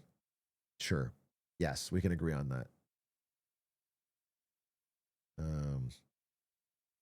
Here, a simple question. How does stock buybacks actually work? Does the stock disappear or the company sell back to the market? It disappears. When they buy back the stock, it's just like destroyed. So it reduces the total amount of shares, making each individual share worth more. It's a simple question for you, a simple answer.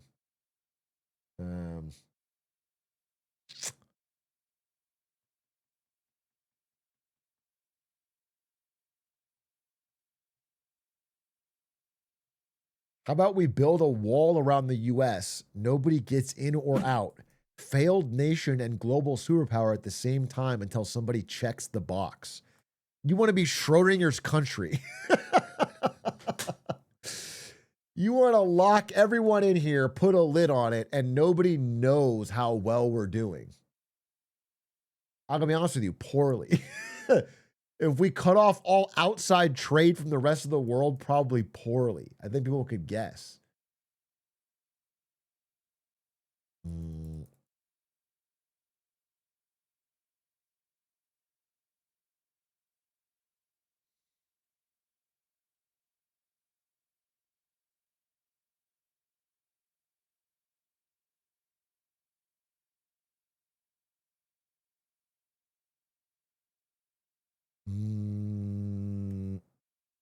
I full wall myself all the time in AoE and I do fine while we don't work in real life too. I guess that's true. If it works in Age of Empires, it should work here. By the way, I have to play Age of Empires relatively soon. Probably not today, but the tournament. When is this tournament? When is Hera's tournament? I need to plan when I'm going to play some AoE too. I don't want to be the guy that doesn't get my 25 games in. Hera's tournaments is the tourney's tomorrow? No, it's not tomorrow, bro. Hera Streamer Invitational. Does this not have a He doesn't have a fucking thing set up for it. There's no website or anything. When is this tournament, bro? It's today.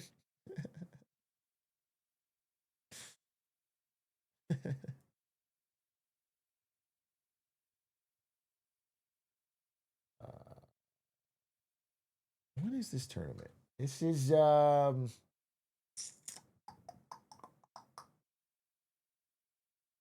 18th of June.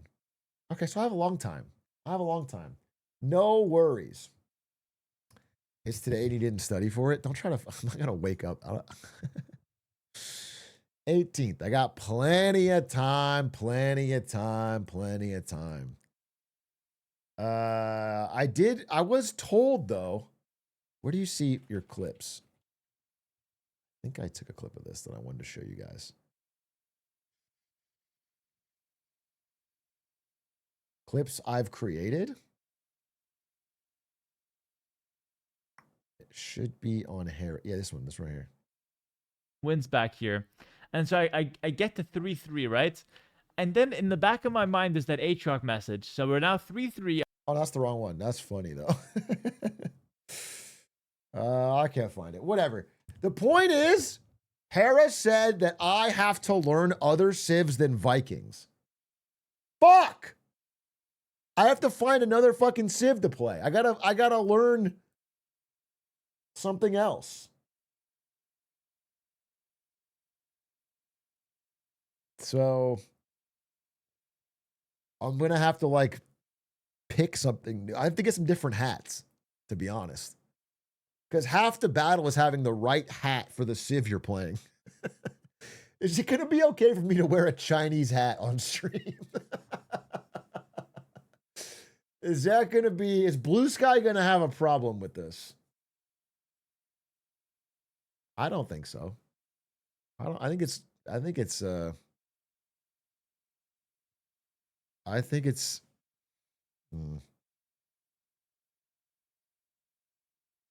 celebration. It's cultural celebration. Ask Ludwig for the pass. Ask Ludwig for the Chinese pass, bro. Just the hat? All right, maybe I'll pull it off. What actually, let's take a look right now. I'm not going to play, but let's take a look. We're having fun. Age of Empires. If I have to play, I think 4 civs, I need 3 more plus Vikings. What am I going to possibly pick? And let's think about it from the fucking, think about it, work backwards from the right hat. Okay, because the most important part is the hat. Here's the civs. Here's the civs, folks. We got the Aztecs, we got the Bengalis, the Berbers, the Bohemians, the Britons, the Bulgarians, the Burgundians, the Burmese, the Byzantines, the Celts, the Chinese, the Cumans, etc., etc. So I have the Vikings, and there's like 1, 2, 3, 4, 5, 6, 7, 8, 9, 10. There's 11 civs I have to pay to play. I'm down to spend money. I know one for sure is going to be the Romans, because the Romans are the closest civ to the Vikings in this game, and that means I don't have to change much of my playstyle. In fact, I think the Romans are just the OP version of the Vikings. So that's an easy pick. I'll pick the Romans, no problem, and I'll get a Centurion helmet. That's 2 down. Vikings and Romans.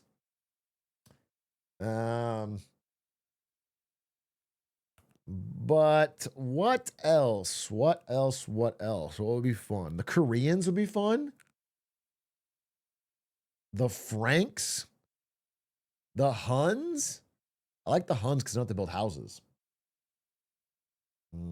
Chinese, please. No, the Chinese are the hardest civ, bro. Chinese have all the different build timings. They have extra villagers, but they start with, it's just, Chinese is too confusing, bro. I'm not going to learn Chinese.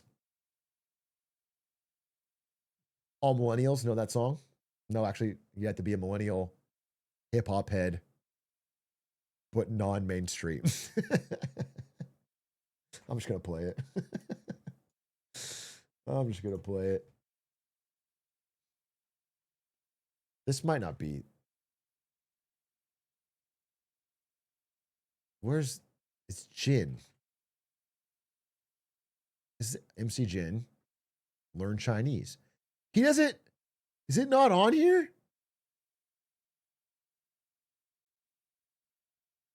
This is a big song back in the day.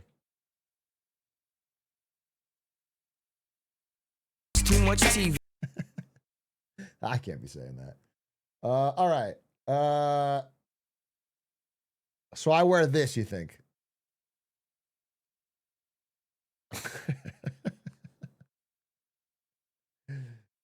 You think I rock the fez? Okay.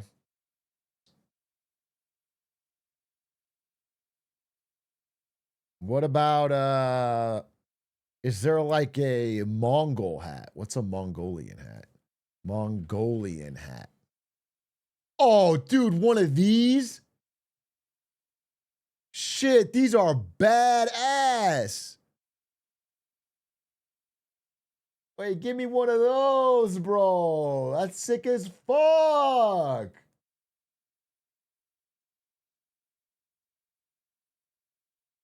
Like this pick right here.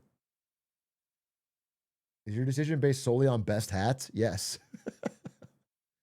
Yeah, I'm not going to win this tournament, bro. Again, the players in it are already 200 ELO ahead of me. And they're practicing every day, and they're RTS streamers. I got to base on the hats, bro. I got to try to get some cheeses, and I got to base the hats.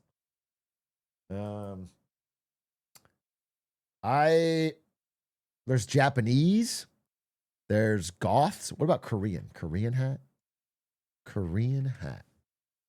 Oh, dude, one of these bad boys. One of these fucking bad boys. I'll look so badass.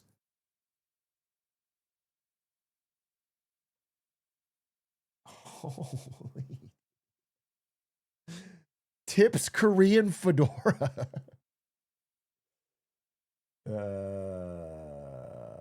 Damn, that's fucking cool.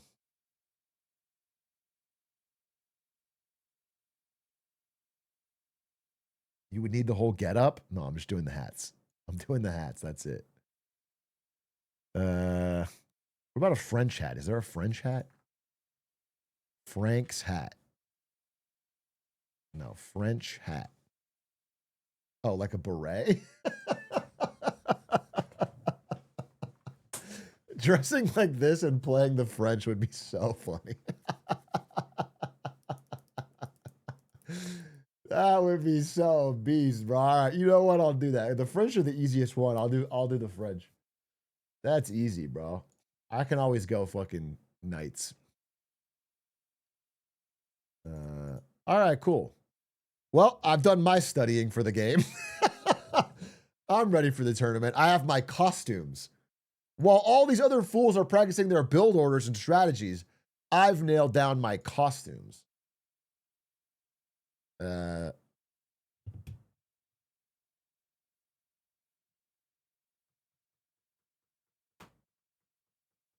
Lion Wings, thank you for the 24 months. We are falling behind the Chinese. What's this?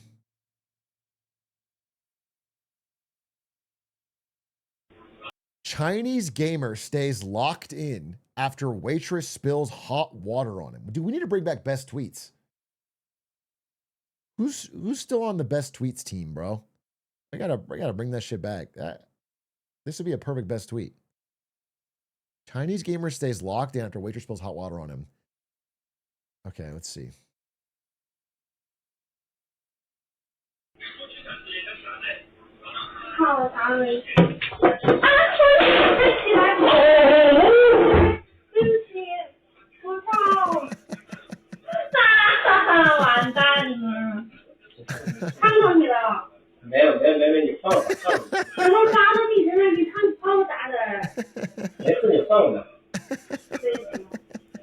What is he playing? Is that Counter-Strike?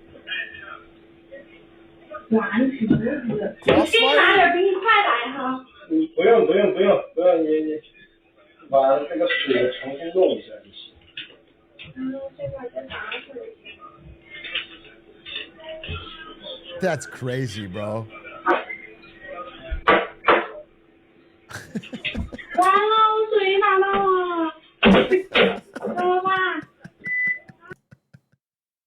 That's great.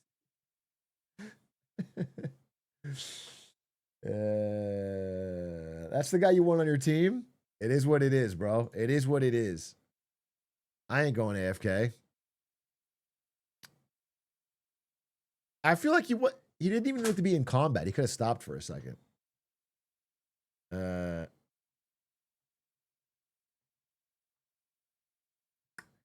pack of SIGs looks like a SIG service. Yeah, I mean, there's PC cafes, at least I didn't do one in China, but in Korea, they're super legit, bro. You just press a button, they bring ramen to you, they bring drinks.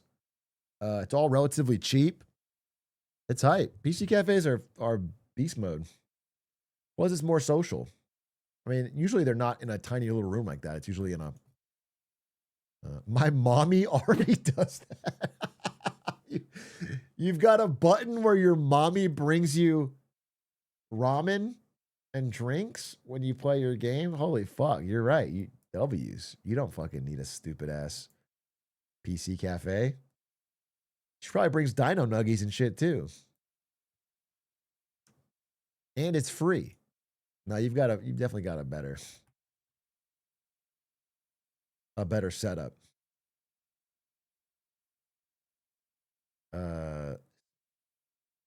Hey, Big A, finally landed a new job after a year of having to commute an hour each way.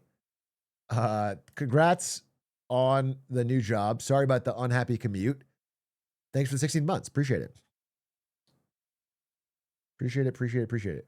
Vid on the manufacture of semiconductors. On the outskirts of the insane complexity of the semiconductor global supply chain. Yeah, maybe.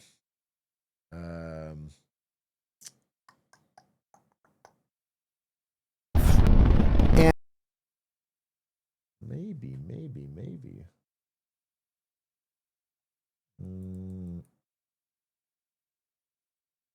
New Voidzilla?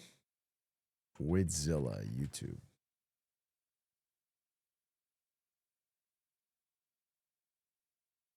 Will PBD be held accountable for this? And then confronting PBD. Can I get a bottom line?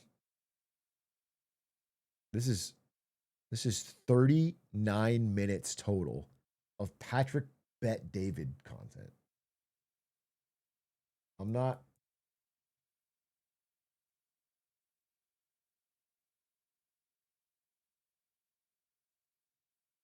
Grok it? Can I grok it? I just don't care about PBD.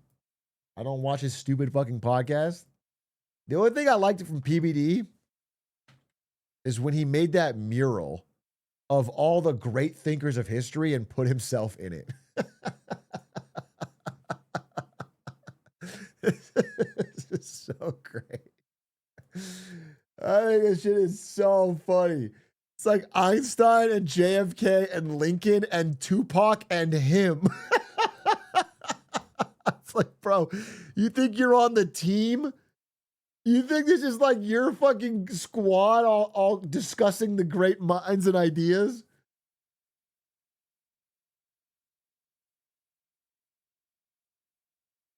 Nah, he's an insane grifter, bro. He's an insane grifter.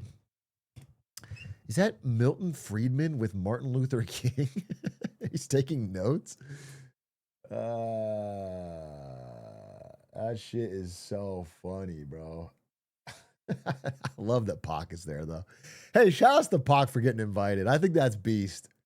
You know what I'm saying?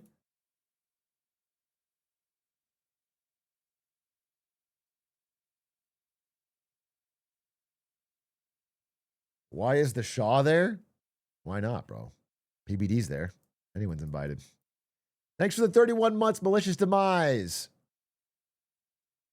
All right, let me see. Is there anything else I wanted to watch? Otherwise, I'm going to play some 007, probably. But I'm trying to find...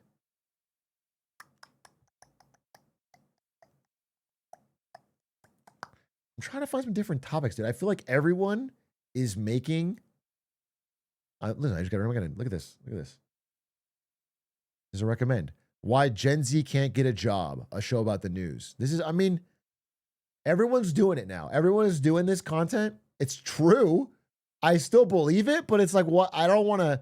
I'm trying to find other stuff. It's interesting. The Deep is dead. Vox dropped a video about China, Taiwan. Let's check that out. Vox. Can there ever really be one China? Vox. Take a look at Taiwan's passport covers. Hey, it's 13 minutes. Let's check it out. There was 20 gifted. Hey, yo. Sorry, I missed it. Thank you very much. Appreciate it. Appreciate it. Appreciate it. Who gifted it? Direct on Twitch. They give the 20 gifted. Do you have a message? You said, thank you for being you. That's very kind of you. Appreciate that. That's very kind of you. Thank you, ma'am. Thank you for the support. Appreciate it. Let's see if there can ever really be one China. You know, preface this by saying, I don't know if this is becoming an unpopular opinion, woman, but I'm strongly pro Taiwan independence purely on the fact that the people of Taiwan have built a pretty great society for themselves and seem to like it. So I'm pretty much anti-military intervention anywhere, whether it be by the U.S. and Iran, whether it be by Russia and Ukraine, or whether it be by China and Taiwan. That's where I stand. So before I watch this video, I just want you to know that's where I stand. That's probably what I'm going to filter that lens through. But I'm interested to see maybe other takes or whatever this is about. Take a look at Taiwan's passport covers through the years. Okay. You'll notice that in the first few iterations, the word Taiwan never actually appears on the passport cover. Okay. In fact, the word Taiwan doesn't even appear until 2003. And that's because, well, Taiwan didn't always identify itself as Taiwan. It originally identified itself as China, the Republic of China. Yeah. But this is also China, the People's Republic of China. Yep. So when did Taiwan emerge as an identity of its own on this passport? And if the People's Republic of China is 2003. insistent on the one China principle, is it even possible for Taiwan to maintain its autonomy? The story of how two Chinas emerged started in 1927 with the bloody civil war between two political parties, the Chinese Communist Party and the Chinese Nationalist Party. This war lasted over 2 decades. By October 1949, It's the Chinese brutal. Communist Party claimed victory, and the Nationalists retreated to the island of Taiwan, which had previously been a Japanese colony, but was handed over to China They when did- Japan surrendered at They did team up at one point to fight the Japanese, which is a crazy quirk of history. The Civil War was happening as Japan invaded. the end of World War II. Beginning in December 1949, on his It island was sanctuary, crazy. It was crazy. Jiang worked toward the day when China could be freed from the communist yoke. From 1949, 1950 onward, you have two separate jurisdictions. They both claim legitimacy, so they all both claim that they are representative of China. On the mainland, the communists declared their country the People's Republic of China. On Taiwan, the nationalists kept the name the Republic of China. There are multiple claims of what China is, what it ought to be, and it's... As a weeb, I assumed Japan was doing cool things and just making anime in World War II. You're correct, yeah. What Japan would do is they would invade countries and make them watch a lot of anime. That's all they did. And people didn't want to become weebs, so they resisted it. But that was the only reason. Don't look too much into it. It was a war crime. confused by the fact that they use the same term. And you can see that reflected in the design of the first passport from Taiwan in 1949. The cover only says Passport of the Republic of China, with no mention of Taiwan. To add some more complexity to the question of who is the real China, the ROC, not the PRC, got a seat as the founding member of the United Nations in 1945, before the Chinese Civil War had even ended. This seat went to Chiang Kai-shek, the then leader of the ROC, because he was the one who brought his army onto the side of the Allies against Japan during World War II. Because the... Dude, there's so many photos of fucking FDR and Churchill just palling around, dude. And there's always a third person. Whether it's Stalin or Chiang Kai-shek or whatever, they're always like a little bit, they're like, you're always getting third wheeled by these two fucking hooligans. They're...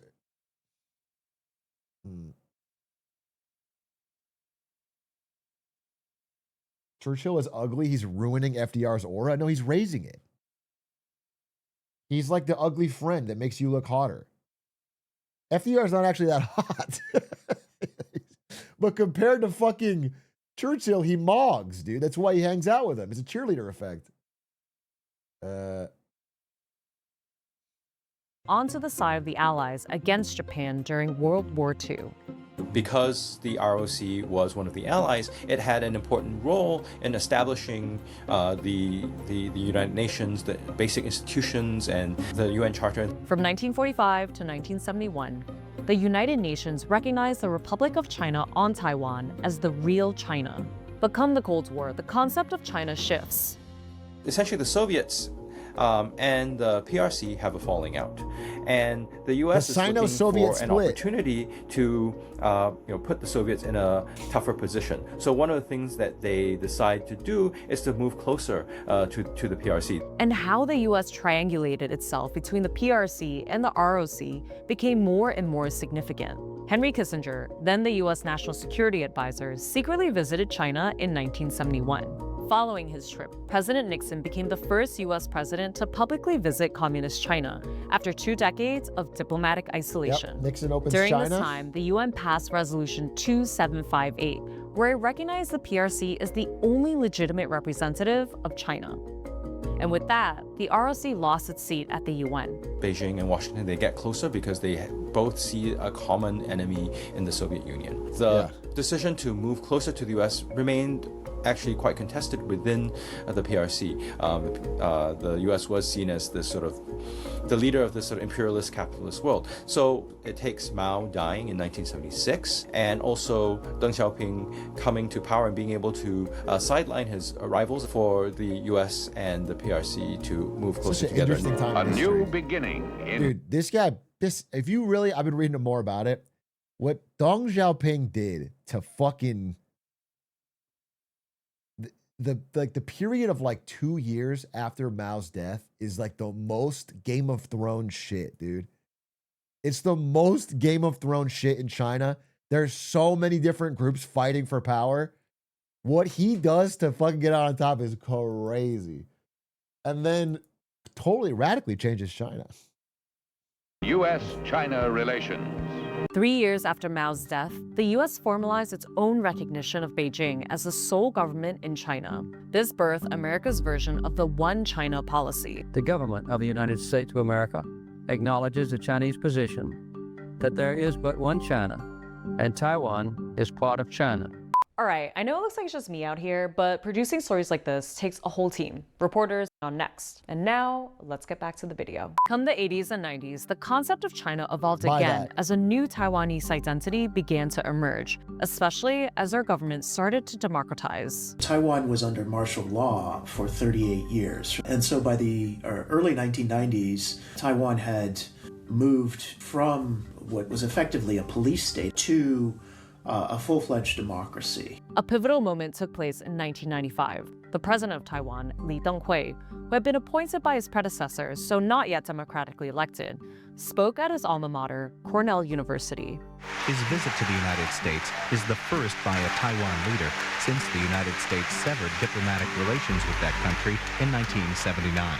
The administration of then U.S. President Bill Clinton initially blocked Lee's visa. At that point in time, the U.S. was trying to still improve its ties with the PRC. It was very wary of a potential upsetting of the relationship. But the Republican-led Senate pushed for his visit to be approved.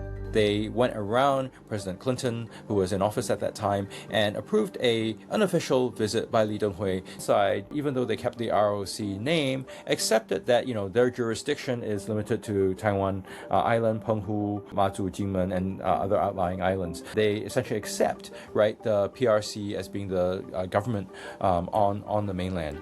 But Beijing saw Lee's visit as a violation of their One China principle, the one in which reunification was the goal, and Taiwan was part of the People's Republic of China. The PRC became very uncomfortable with Lee Teng-hui's increasingly pro-Taiwan independence rhetoric. He followed Taiwan public opinion, which generally was not supportive of eventual unification with the PRC. The PRC clearly didn't like that very much, and so what they decided to do was to launch a series of missile exercises in 95 and 96. Now, some of that was to show opposition, but a lot of it was also I think all this stuff is like super backfire, by the way.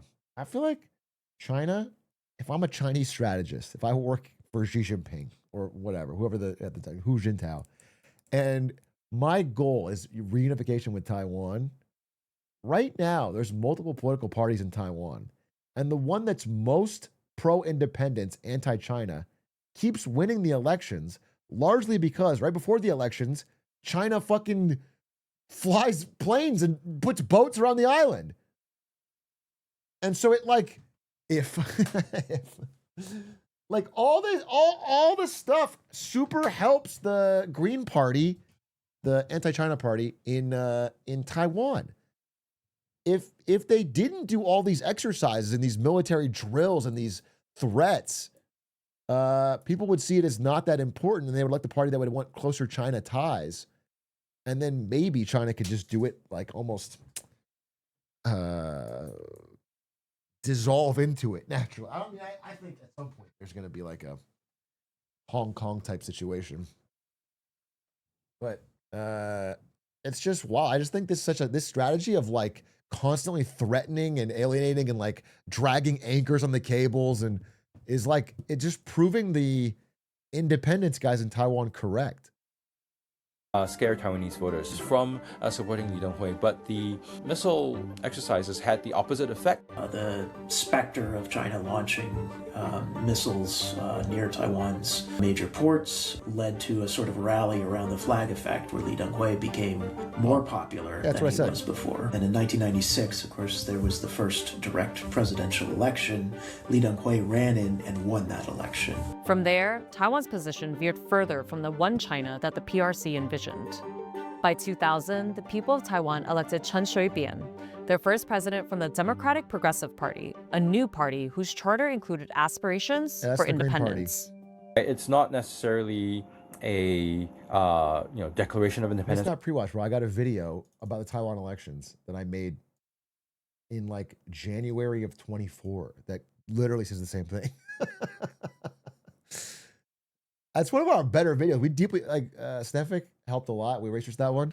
And then we had people from Taiwan doing reactions to it where they thought that was the basic level of knowledge that all Americans had about their politics. And they were so impressed. They were like, wow, I didn't know Americans knew so much about our politics. And I was like, bro, they don't. They fucking don't. But it was there because of the sort of coalition that they had to build. This marked a significant change since Lee's Cornell speech that still identified his country as the Republic of China on Taiwan. We've now got a Taiwan today where the large majority of people in Taiwan identify as just Taiwanese. And so that then shifts the incentives of politicians running for elected office. In 2002, President Chen pushed forward legislation to add the English word Taiwan to their passport. By 2003, the first passports with Taiwan on the cover were issued. Since then, the word Taiwan has remained on the Republic of China passport, and the text itself has gotten larger, a reflection of how design mirrors identity. And there's dude, by 2029, it's going to be 120-point font. Pragmatic reason for this as well. It clarified that this was not the People's Republic of China. And as a practical matter, the Taiwan ROC passport today is actually relatively powerful. But as the word Taiwan became more prominent alongside Taiwanese identity, so has Beijing's calls for nationalism and its one China reunification goals. What happens is the PRC becomes the world's second largest economy. It has a lot more capabilities that it can bring to bear. So it really wants to further isolate Taiwan and bring it under its fold if possible.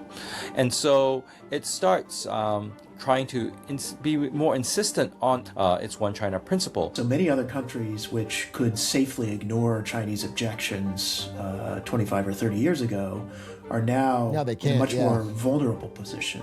Yeah, they put a lot of pressure. Any country that recognizes Taiwan or has diplomatic ties with it or whatever. they put economic pressure till they fold.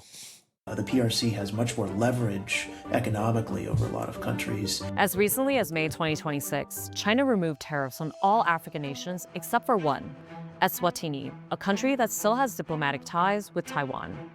As for the U.S., one of the largest trading partners of the PRC, President Xi stressed to President Trump that the Taiwan question is the most important issue in China-U.S. relations. Talk to me about that moment when that was discussed. Well, they certainly feel that way, and they always raise that issue, and we understand they raise that issue. From our perspective, any forced change in the status quo and the situation that's there now would be bad for both countries. They do see value in the continued... So I saw Rubio say that. It's just funny because that's a fine stance to take, which is like, we just want everything to stay the same. Okay? No violence, nothing. We're going to keep the status quo. Everyone's nominally happy, whatever. But the problem is that Trump did not echo what Rubio said there. Trump came out of that meeting and was like, yeah, I think we might cancel our weapons deal to Taiwan. It's a good bargaining chip. And it's like, you already agreed to that deal with the Taiwanese government. You signed it into law on both of your sides. Like, Trump is just a horrible ally, bro. You just can't trust them.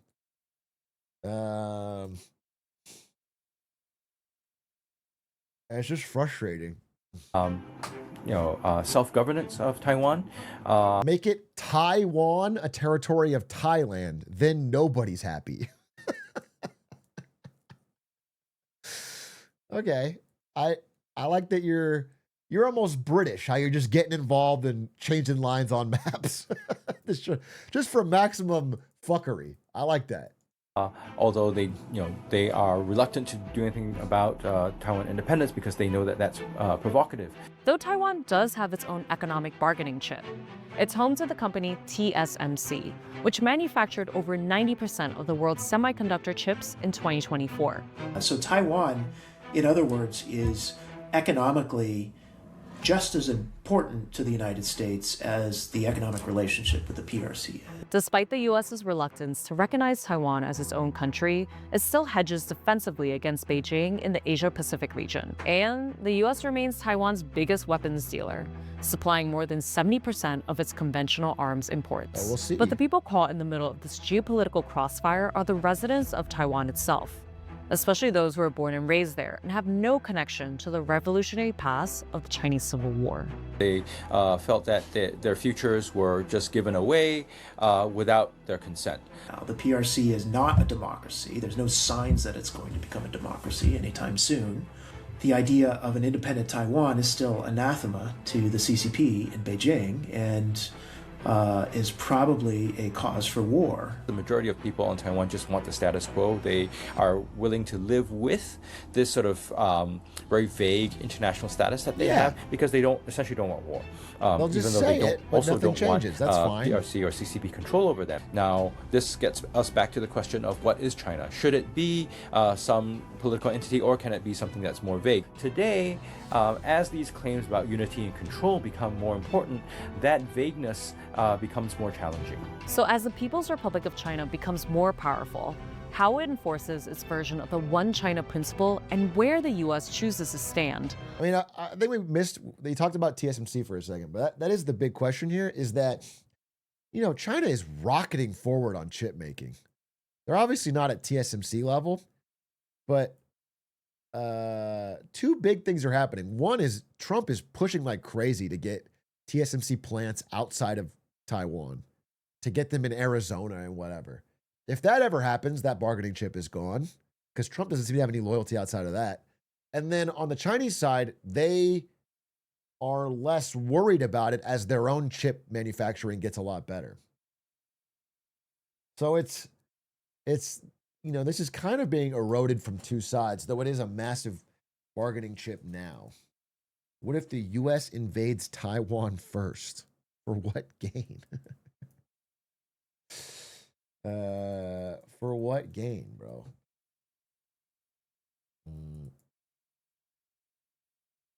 51st state? We just can't seem to pick one. We've picked so many things to be the 51st state, and yet none of them end up being. DJT needs the easy W. Yeah, you're right. He needs an easy W. Nowhere easier than Taiwan, right off China's coastline, an island that is already military fortified for a possible invasion at all times. That's the good, yes. Pick the easy one while still having a war in Iran. It's a good strat. Which manufactures impacts on global alliances, especially for Taiwan. Yeah, I don't know. I mean, realistically, I don't know what'll happen because I don't think China has any intention of long-term maintaining the status quo. Despite how it's been for a long time, it just feels like she wants to be the guy.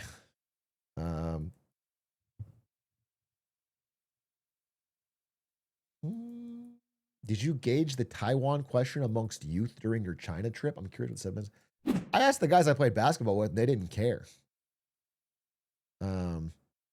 They basically said the way it is fine. That's what they said. So it just seems like a thing that leaders want. Weren't they Zoomers? They were Zoomers.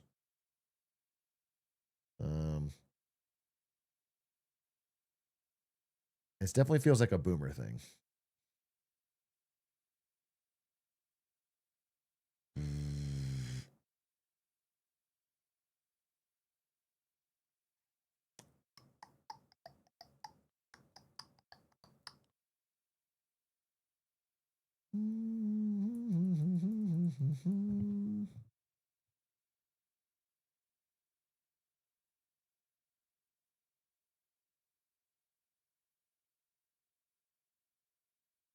Thank you, Direct on Twitch, for the gifties. Much appreciated. Rick's in minifigs video. Dude, I'm sure it's very interesting, but everyone's already seen it. I don't know why you want me to see it when you've already seen it. I'm sure it's interesting, bro. It's just like, it's an hour 30 and everyone's already watched it. I get it. I get it. It's probably really bad. You know what I heard? I heard Duck Bricks weighed in on it. And if Duck Briggs is pissed about it, then I'm pissed about it. Because nobody knows Lego better than Duck Bricks.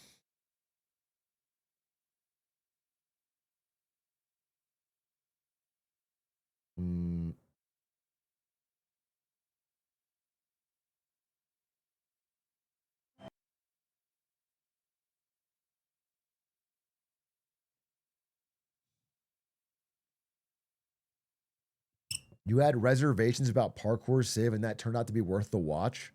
Do you remember what happened? I fell asleep, bro. What do you mean? I had reservations and it was 2 hours of Vine Boom and re-describing what was happening like it was a TikTok, and I fell asleep. Was it not the best sleep you've ever had? No, it wasn't.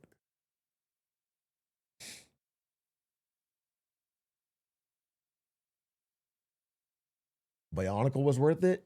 I mean, I do think Bionicle was a moment. I don't regret watching Bionicle, but by God. I mean, the reason Bionicle was so fun to watch is because it ended up with me becoming friends with Duck Bricks, who ended up winning the Lego World Championship or whatever on TV. So that was worth it. It was the... Shout out to Matanui, exactly.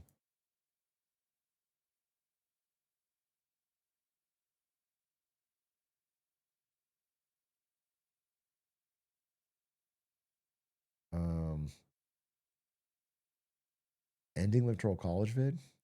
Don't look now. Not super interested in that one. What about why the SpaceX IPO is unlike any other?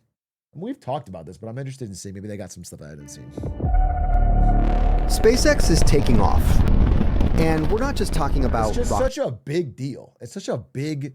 It's the largest IPO in history. Elon is changing so many rules for it. It is by far the most overvalued company in terms of like price to sales that has ever IPO'd. Or at least at this size. I mean, it's really crazy. It's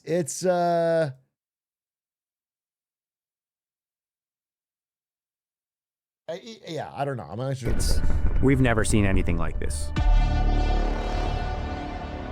SpaceX's initial public offering is expected to raise as much as $75 billion, more than double the record-setting. Dude, what's wild is, so they put out their S1, which is where they list all their financials and their company and what they're doing, and which is required to IPO. And in it, they mention AI like 3,000 plus times. I heard it described as more times than Jesus is mentioned in the Bible. And they mentioned rockets like 1/14 of that. So it's like nominally a rocket company, but all they talk about is AI. And the company had zero AI until Elon forced them to buy Grok recently. So like it's like this good rocket company with a good business, which is Starlink, and then all this other dog shit tacked on that all loses money. $29.4 billion raised by Saudi Aramco in 2019. This is the biggest IPO of all time. We're looking at $2 trillion in valuation. Elon long had said that he didn't really plan on taking SpaceX public. Wait, Elon lied? That's a shocker. By the way, I'm saying it now, as I've said a million times, once this company is public, they're going to merge it with Tesla to bail out Tesla and get it to the fucking $1 trillion market cap increase so he gets his $1 trillion pay package. But that was before the merger with XAI, before he needed tens of billions of dollars to build out these ambitions.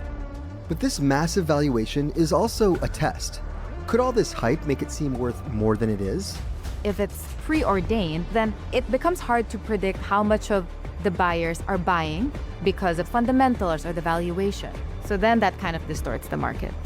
Investors are buying the dream. Sure, we all know the dream, but what about the reality?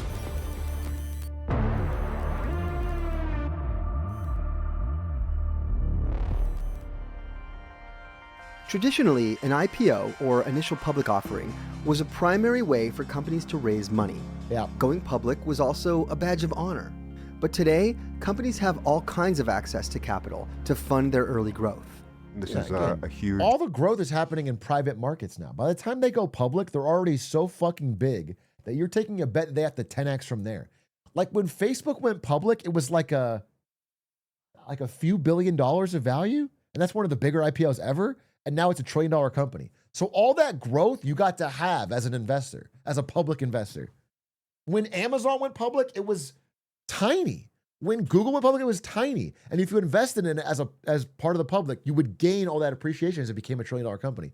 But now all the growth is happening in the private sphere, and then it goes public, dumping at the end when it's already $2 trillion. Narrative in the American stock market right now where companies that used to go public at a very early stage now can wait really almost as long as they want because they have sources of funds that don't require public investors. This trend has been fairly consistent, with the number of publicly listed companies in the US falling since the 90s. SpaceX is an extreme case, but it's definitely not a one-off. A lot of companies are choosing to stay private, choosing to scale privately, choosing to raise funds privately, and then go public. And when they go public, they're already a mega cap. SpaceX's 277-page filing with the SEC takes about as long to read as A Journey to Mars. It depicts a conglomerate handling dollar amounts practically unheard of in any other IPO. And that filing is giving us a little bit more of a peek here into the health of this company. After 2023, the company made a profit of $791 million, only to lose $4.94 billion in 2025. But between 2024 and 2025, its total revenue continued to grow from $14 billion to $18.5 billion. We're looking at an estimated revenue projection between 22 and 24 billion. But when you compare that to the total valuation of the company that SpaceX is looking at for this IPO, we're looking at $2 trillion in valuation. That is a very big discrepancy. And you can see that discrepancy here. Looking at major tech stocks, investors value Tesla and Nvidia at roughly 15 times their annual revenue. They look like bargains compared to SpaceX and its price-to-sales ratio of 87 times. Dude, it's funny because on a normal chart, Tesla looks insane. On a normal chart, like we've done Tesla, Tesla's like, it's pretty fucking crazy how out there it is. Tesla's like, so much of it is not the revenue they currently have, but what they hope to have. And SpaceX is so much more extreme. This should not be a $2 trillion company. It doesn't make any sense. SpaceX today is a very different company than the SpaceX that was founded more than 20 years ago. It is the largest satellite operator in the entire world with its Starlink constellation. Like if this was like a 500, maybe a $400 billion company, and it had none of the extra shit attached, just the Starlink and the rockets, it would be a pretty cool investment. It's like well priced. It has growth. It's clearly a leader in its field, but instead it's this massively overpriced, overbloated thing with this massive money-losing grok Twitter arm attached to it. It just makes it a horrible investment for public investors. With thousands and thousands of satellites operating in low Earth orbit that provide broadband internet to the ground below. So those are very real businesses that SpaceX has both commandeered and dominated. This is full power, and liftoff. Go Falcon, go Dragon. On top of that, it operates rocket transportation services, either sending cargo and humans to space, even Mars travel someday. Those are still quite speculative and years away. All of these ambitious IPO-related programs all rely on Starship, and it's probably the most ambitious vehicle that's ever been conceived for spaceflight. It's meant to be fully reusable. That makes it extremely complicated, and its development process has been kind of rocky in order to get there. Sheesh. This is a rocket that last time exploded on the pad, so like... Do you think Jeff Bezos... I'm sorry, do you think Elon Musk snuck into Jeff Bezos' rocket launch and planted a detonator on it so that he wasn't the only one with a rocket blowing up at launch? Did it just blow up? That was Jeff Bezos's. It was a different one. I'm just wondering if he like... Or he got Biden to do it, like the pipeline. You want to think it's going to go well. So much of its value proposition is tied up in stuff that hasn't quite happened yet. Even though rockets and satellites have been its bread and butter, there's another more pressing reason to go public now. They're also slowly becoming an AI company and building out data centers to both train and operate AI in the future.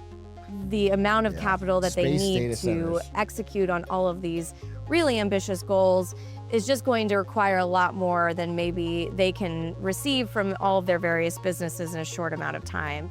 This concept of using space as, this new real estate for putting AI data centers, that seemed to be the game changer that got Elon thinking, okay, now might be the time to actually go public. I'm taking the under. I know. Someone will tell me how it's going to happen. The guy can't keep his promises on Earth. You know what I'm saying? The timelines and the delays have been dragging on for like relatively basic Earth projects compared to fucking data centers in space. We have so many data centers in the real world that haven't broken ground or can't get open. Most GPUs purchased are in warehouses right now. They can't even be used because they don't have the power to connect or hook up data centers in the real world. They can't break ground. We've had like a few small data centers open in America, and they already have huge political pushback. The idea that we're going to open up data centers in space in any near term, it's not realistic. An important aspect of SpaceX's Roadster IPO isn't even will out. be its inclusion in the NASDAQ 100 index. We have these big... Here's the thing, is all this wouldn't matter if it wasn't for this. This is the important part, because at the end of the day, if it's Elon Glazers losing money or people getting fooled, it's like, whatever, you made your choice, you bought it. But because he is getting the rules changed so that people's retirement accounts have to buy this thing immediately instead of delaying a full year like they normally have to do, that is the fucked up part. Getting it automatically included into the indexes is... Indexes, like the S&P 500, it tracks the biggest 500 companies in the US, or the NASDAQ 100, which is the biggest tech companies. Many companies, or dare I say all, would like to be added to them because it means millions and millions of dollars of passive funds. Again, everyone's retirement passively buys these, and it buys them at the valuation. It buys them It buys more in accordance to your market cap. So if you're a $2 trillion company, a lot of people's retirement is going directly into your to buying your stock. And this is the fucked up part. And this is not normal. This is only happening with his SpaceX IPO. He got the rules changed. This passive money comes from everywhere. Pension funds, institutional investors, retirement accounts. Together, trillions of dollars flow automatically into funds like Invesco QQQ, which tracks the NASDAQ 100. If SpaceX is in one of those indexes, it means millions and millions of Americans will hold your company. Once the company is included in the NASDAQ 100, any investors who are buying the QQQ will by definition be investing their hard-earned money into SpaceX regardless of the valuation. Inclusion in the NASDAQ 100 or S&P 500 used to be a lengthy process. But now, since many companies going public are already giant, the rules are getting bent. The old playbook was that you go public, you undergo a seasoning period, you prove your profitability, your liquidity, and then maybe. By the way, there used to be a profitability rule. You'd have to be profitable to get listed because you wanted to have profitable companies. That's also gone. SpaceX's last quarter was not profitable. Who enforces that rule? These are private businesses, the NASDAQ and the New York Stock Exchange. They get to choose who gets listed. They have rules and regulations, but they've gotten rid of them. You get added. The new playbook is the fast track entry. NASDAQ said, okay, we're going to fast track our rules. So instead of being public for 3 months, you can be part of the NASDAQ 100. And so SpaceX chose to list with NASDAQ. Still, changing the rules to fast track a whale is not something you see every day in the markets. There are a lot of risks when it comes to fast entry. There's price mismatch, liquidity, crowding, and there's also, of course, the over-concentration of mega-cap names. Because increasingly, a lot of our holdings are just very few big companies. These few companies determine the future of your portfolio. The market has become very concentrated. It's a very worrisome thing to a lot of people. And SpaceX isn't the only big private company eyeing a blockbuster IPO while clinging to aspirational revenue goals. If you look at companies like Anthropic and OpenAI and the rates at which they're growing and replicating themselves, those are going to be equally enormous IPOs probably in not very distant massive future. IPOs. You can see a case where maybe enormous companies become the rule as far as IPOs go. Going forward, this is going to be the debate. How much dispersion should there be? Who are the winners going to be? And will the appetite remain for all of the other much, much bigger IPOs, it should be said? Despite the warning signs, many are wary of underestimating Elon Musk. He's really built an entire brand on turning science fiction into reality. And investors are willing to bet that even if he doesn't deliver on the timeline, some of these ambitions like orbital data centers or building a colony on Mars. They're not even betting on that, bro. They're betting on the fact that he is good at pumping the stock. That's what they're betting on. At the end of the day, they're going, hey, listen, I've seen you make number go up in the past. I want number go up. That's it. The fundamentals are out the window. They're definitely not convinced that he's going to make data centers in space a real. They're more convinced that he's going to sell the idea of data centers in space to someone else. That he's going to like get people excited about it. Actually isn't out of the realm of possibility. Yet the pressures of being a public company have a cost. When you shift to a public company, your focus becomes more on short-term profits and how you're maximizing those profits for your shareholders. When it comes to space, I mean, that's not really true for this company because Elon Musk has a dual class voting share system where his shares in SpaceX have 10x the voting power. So even if he's selling some to the public, they can never acquire enough to outvote him. He could have 10% of the company or whatever. He'd have more votes than everybody else. So he's not necessarily beholden to the short-term whims of people asking for profit. It's more like he has said many, many times that he didn't want SpaceX to go public. He preferred it private. He liked the control. He liked to not have to worry about public markets and disclosures and everything. And so the reason he's doing it now seems to be obvious, which is that he wants to dump this thing at a huge valuation on retail and make a bunch of money. Like, if it's a profitable, well-run private company, why do this? The reason is it's this peak hype, peak mania valuation. The stock markets are super frothy right now. And it's like he wants to jump in while the iron's hot, be the first big IPO, and get a bunch of retail money. There's a very long lead. Especially because you just saddled this company with this hugely unprofitable Grok Twitter package. You spent billions, 250 billion or something, on adding Grok to this company and bailing out the Saudi investors that help you buy it. And now that's getting dumped on retail. Time of development. Grok They also tumor. need to be able to fail. We've seen quite a few explosions. That doesn't always. So will SpaceX be a large part of the S&P 500 as a result? Yes. We can check right now. We can check.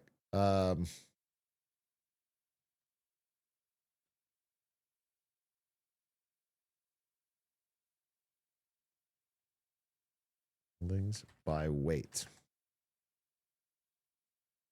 So here we go. Look, this is the S&P 500 holdings by weight. NVIDIA, if you're buying the S&P 500, is 7.5% of your holdings. That's just NVIDIA. One company is 7.5%. SpaceX would be bigger than Tesla. It's like right around here. So about 3% of everyone's retirement in the S&P 500 is going to go directly into SpaceX. That's crazy. That's crazy, bro. Instantly. And then on the NASDAQ, it's even more extreme because the NASDAQ's only 100 companies. It's more tilted to these big mega caps. And yeah, and it goes into the peak valuation. One last thing I'll say is that, I've kind of explained this before, but worth explaining again, just so you understand, is that, I used the Charizard example. Let's say you owned every Charizard. You've got them all in your garage. You've got 100, there's 100 Charizards in the world, and you have all 100 in your garage. Let's say you list just one for sale. Okay? You take one Charizard and you list it for sale. Well, there's only one for sale, so the bid is crazy. Everyone's like, oh my God, finally a Charizard's available. The bid is insane.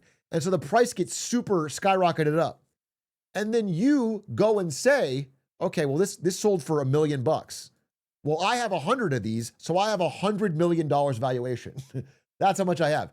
Even though if you were to list them all at once, the price would be a lot lower. The bid would be a lot lower. If there was 100 available, there would be more demand. It would be less scarce. It would be lower.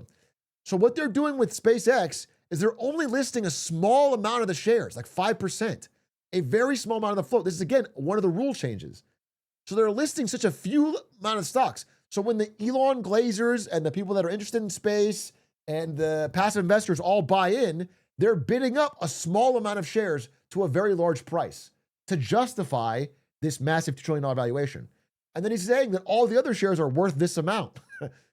But if they were all listed, the price would be a lot lower. How do you change the rules? So there's a benefit for the NASDAQ or the New York Stock Exchange to having a big company list on them. And so he played them against each other. He basically said, NASDAQ, if you don't change the rules, I'm not going to list with you. I'm list somewhere else. And they really wanted this big SpaceX IPO. It's big, fucking buzzy. And so he played them against each other to get the rules bent. That's what happened.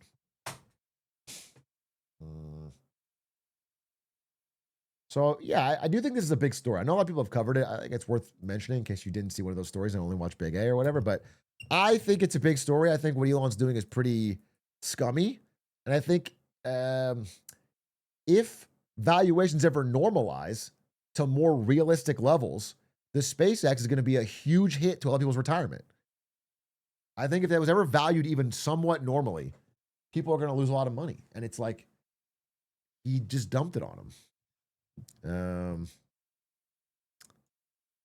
All right, well, that's that. I did see Zeka go crazy on Fizz, bro. I thought it was beast. Getting a Majaz in a pro game on Fizz, that was awesome to watch. Almost even want to reinstall, but I didn't.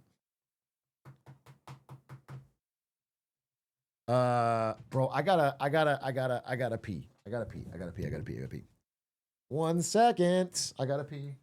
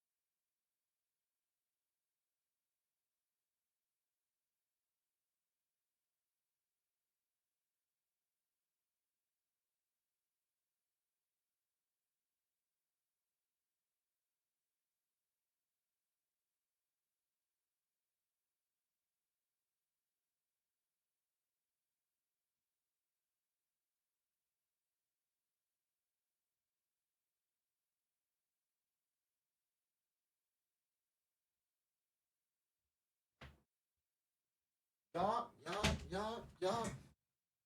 Man down.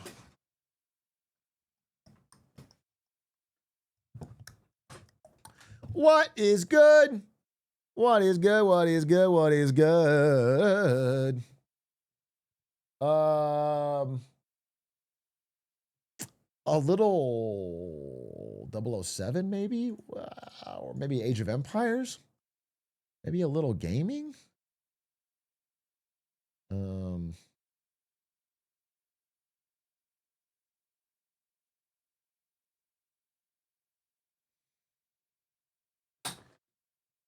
Did you see that? I don't know if this could be a story or a clip. Maybe it's a small thing. Maybe it's a big A bite. Maybe it's for big A bonus. China, you know, a lot of countries are trying to solve the birth rate, so they're doing things like give more money to couples. China, one of their methods to try and get the birth rate back up is by making condoms more expensive and not allowing them to market. So they increased the price by removing this tax, or they had a tax exemption they got rid of for the condom companies. So the condom price has gone up, and then they prevented them from being able to like do advertising, which I think is pretty funny. It's like the other side of trying to boost birth rates. It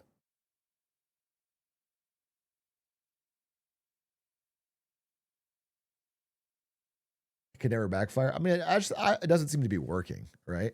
It doesn't seem to be working. I don't think that's like a big, but it was a pretty funny.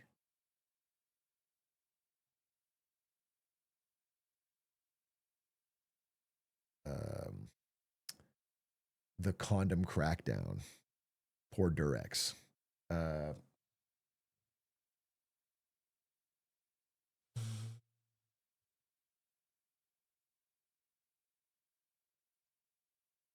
We've looped all the way around from the one-child policy. Oh, definitely.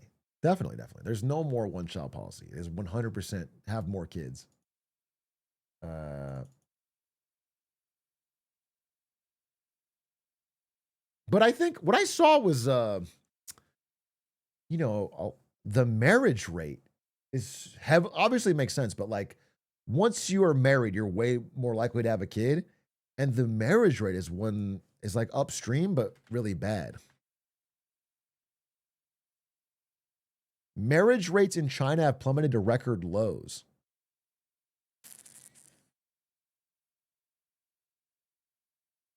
Yeah. Why marry? It's so expensive. That's what people said there. The dating was definitely one of the thorniest issues. Talking to young people there, was that it was, but it is everywhere, but it was particularly bad. It was expensive. Aren't there twice as many men as women? It's not twice as many, but there is there's a surplus of, I think, 30 million. They call them, what is it, like broken branches?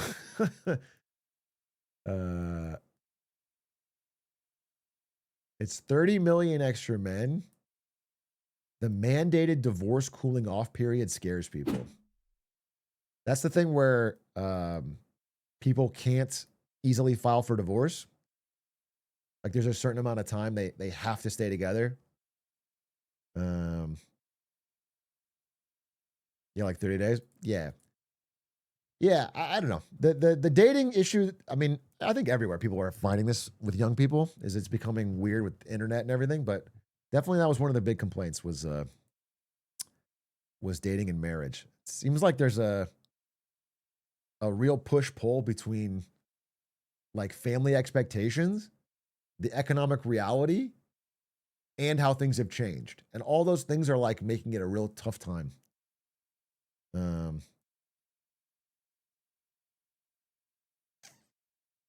Every statistic is a record these days, but nothing ever happens. But doesn't it feel like things are happening? Like, isn't it kind of weird to say nothing ever happens when so much stuff has happened and is happening? Like, it's not, I think when you want something to happen, you're like, you want, I don't know, like a revolution or something, but that's not what happened. I'm just saying shit is happening. People are different. Babies are not born that would be born, or the wars are happening. There's things that are happening. The world's having things that happen.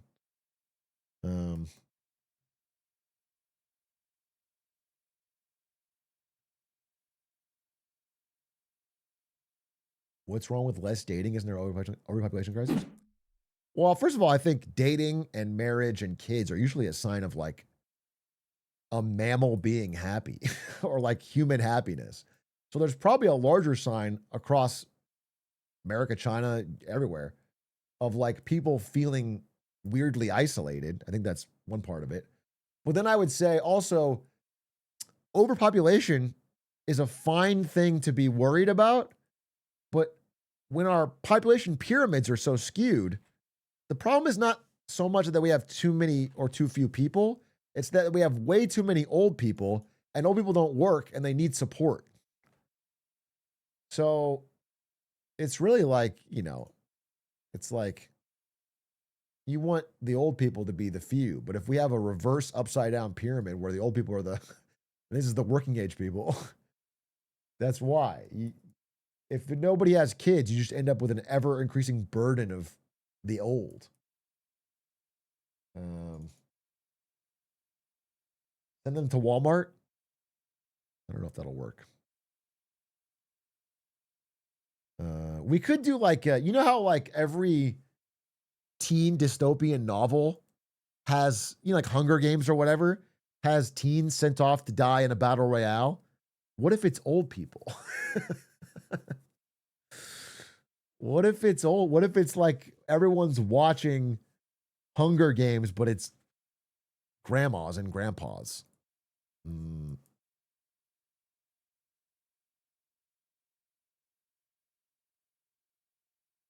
The bingo games, yeah. I'm sure Mr. Beast could cook something up.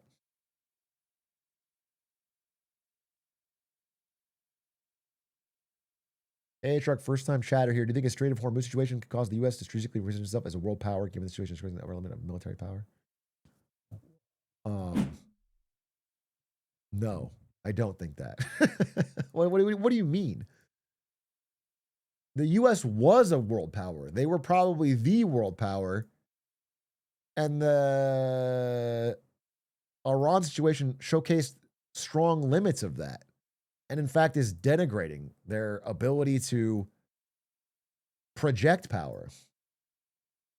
It still is, but it definitely feels like a Suez crisis situation was for Britain, where it feels like it's such a hard limit, such a public hard limit, and then you ask allies for help and they don't do it, and you have nothing to. I think it's a bad look. I feel like Iran was by far Trump's biggest mistake.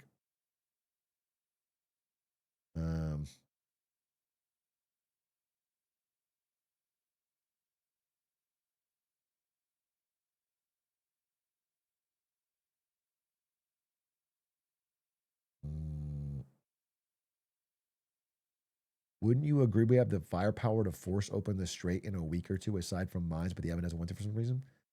It's not for some reason. It's that if they were to do it, first of all, they can't. I actually disagree that they could force it open.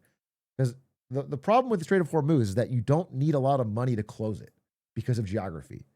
They just need these $10,000 drones to hit a boat every now and then nobody can sail through. So just understand that like they don't need anything really. They need like a mountain base and a drone. It's cheap. They can do it forever. So the game has changed. So like regardless of military power, I don't think they could stop it.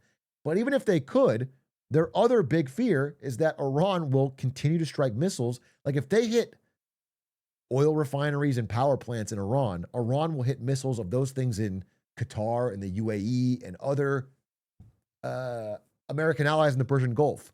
And if those get hit, the amount of oil barrels lost to global supply is so gargantuan. Gas prices spike even higher. So that's what they're afraid of. Not that it's like a big moral thing.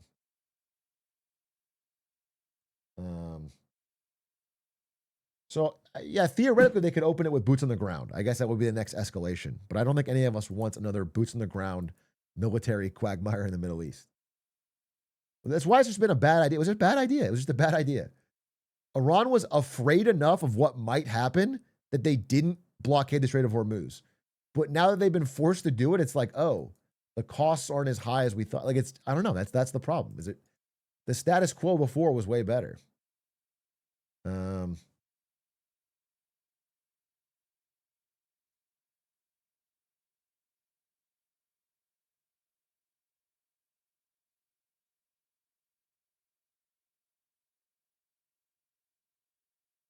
And then I think one of the biggest problems is like, one of the biggest problems of this war is that right before it, we did not stock up the Strategic Petroleum Reserve and we pissed off all our allies. If you're thinking about going to war, a war for that will cut off a lot of world oil, two things you could do is like really loop in your allies, get a tight fucking unit, and then prepare with buying a bunch of oil. We did neither of those things. So it was just dumb. Like, it's just dumb. Whether or not you agree with it or not, it's just dumb. It wasn't executed well.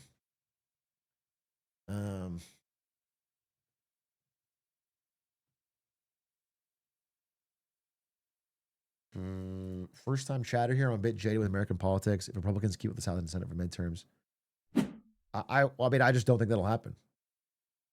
You know, we'll cross that bridge when we come to it, but right now you should probably fight. I don't think that's going to happen. The House almost zero. I mean, I would take money bets that the Republicans lose the House. The Senate's still a toss-up. There's a lot going into that, but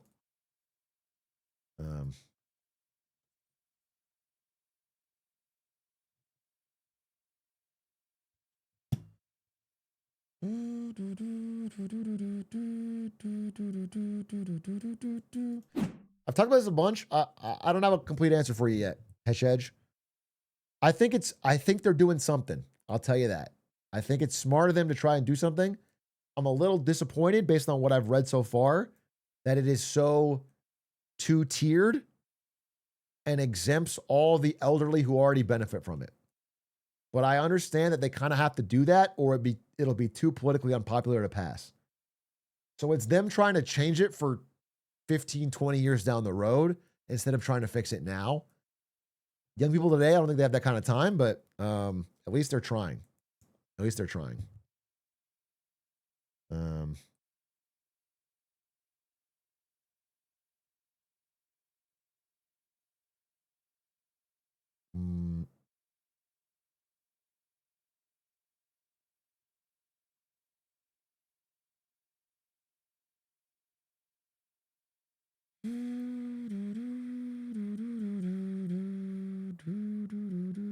Did you see the FT's piece on big tech returns on AI investments? I did, yeah.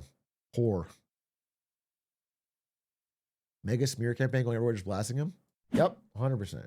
100%. I mean, there's so much money in Australian real estate that even the thought that it might tiny bit slow down, it might lose the gravy train, they're going to spend a bunch of money to stop it. That's why I think, I mean, if you're going to get that kind of press anyway, fucking pull the trigger, bro. But tough to say. Are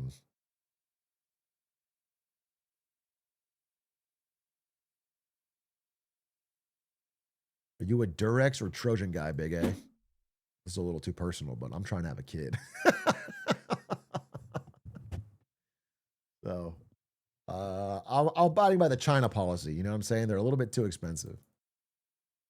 They're a little bit too expensive.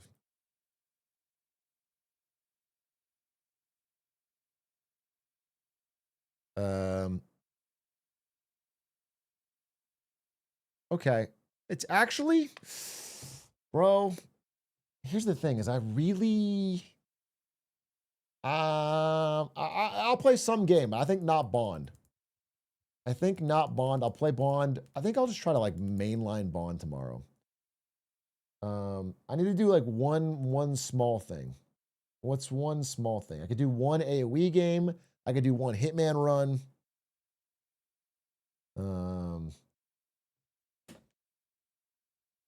I could do a Slay the Spire run, I guess. The thing is, I already beat Slay the Spire. I love Slay the Spire. I really do. It's such a fun game, but I A10'd everything.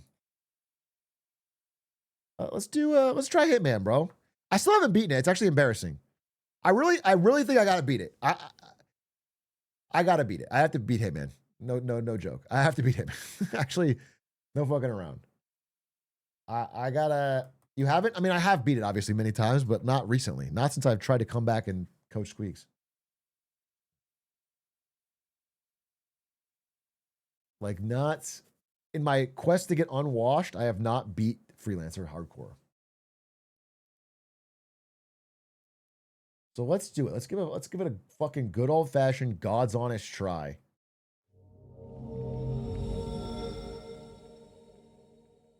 And I will do Silent Assassin when offered.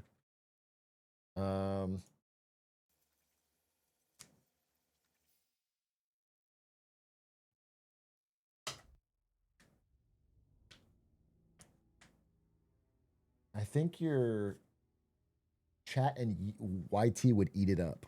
Suzerain? Stream game?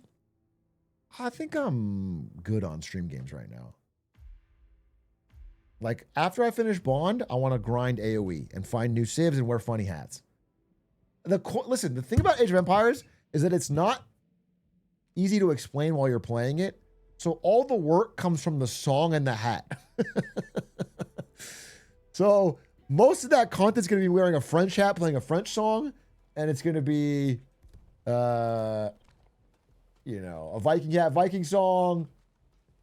That's the big idea. So I'm going to have to just really focus on the hats and the songs. Okay, this looks perfect. Colorado, Hokkaido, Mendoza. Let's do a run, baby. Hokkaido for 4, Colorado for 3, Mendoza for 3. Hokkaido for 4 is kind of a hard one, but we're not worried. We're going to go in with an open mind. We've done this in the past. Let's fucking beat this, okay? I've got the Hitman skill. I just always get so impatient. I think it's streaming, dude. Stream makes you so impatient. Oh, fuck. Okay. Target up there. I have to kill everybody in this room. I have to kill everybody in this room.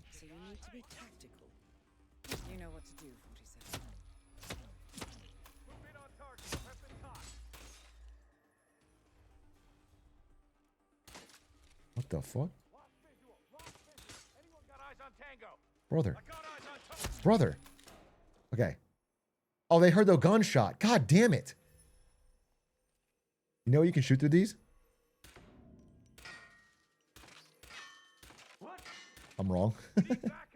One of these lines you can shoot through, I promise you. Oh, fuck. Oh, shit.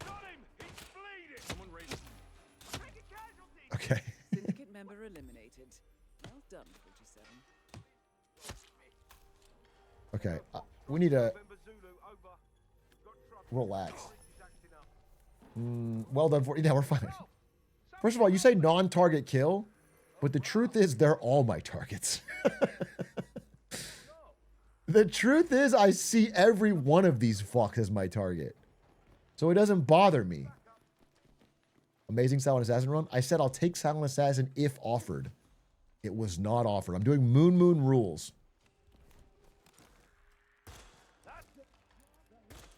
Excellent work, 47. You've spread fear within the syndicate. Okay, everybody relax. I need my briefcase. The level ends when one person remains. Yeah, exactly. I have 6 minutes on the clock. I have the right disguise. I'm fine. Oh, this guy's going to see a lot of chaos. I need to go down one floor, pop, and leave. All right? It should be easy peasy. No worries. Through here. Yep. I even know which exit I'm going to take. Snowmobile. Snowmobile exit.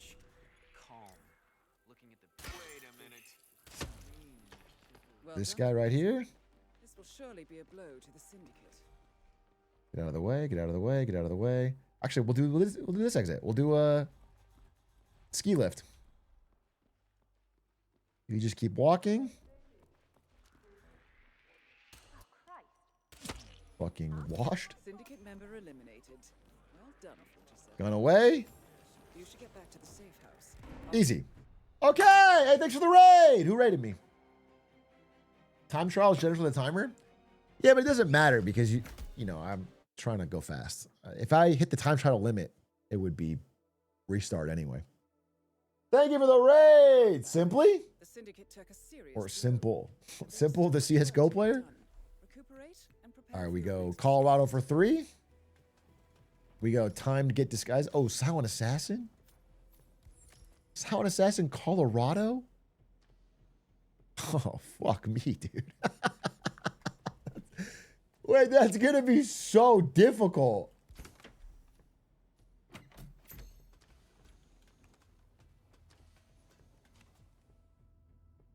That's gonna be so difficult. Silent Assassin 3 target Colorado?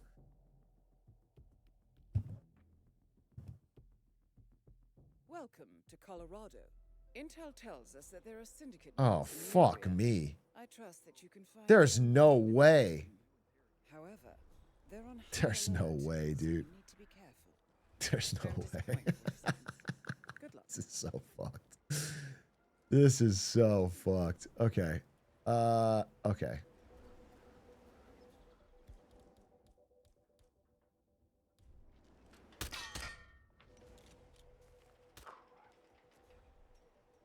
Okay. First, step 1, get it disguised. Step 1, get it disguised. It's winnable. It's winnable. Focus, focus. Lock in, twin.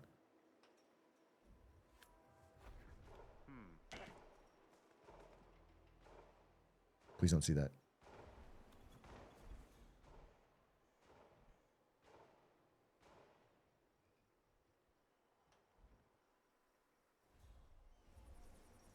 I need a bush to throw this in.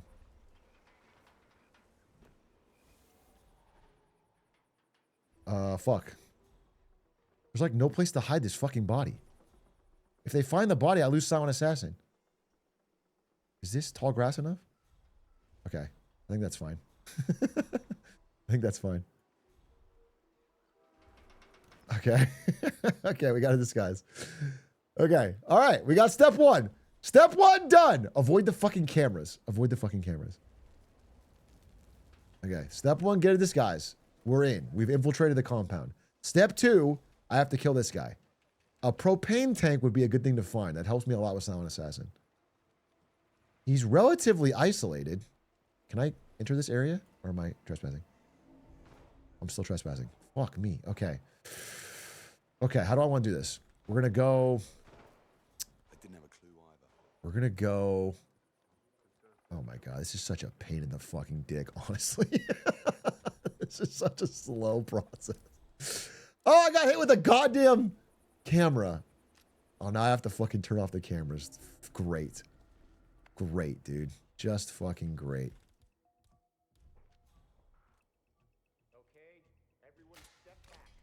Okay. I made him sick. You go shit yourself. There's 3 targets. I have 2 psycho darts. Oh, this is going to be so fucking impossible. This shit is going to be impossible, bro. I fucking promise you. Okay.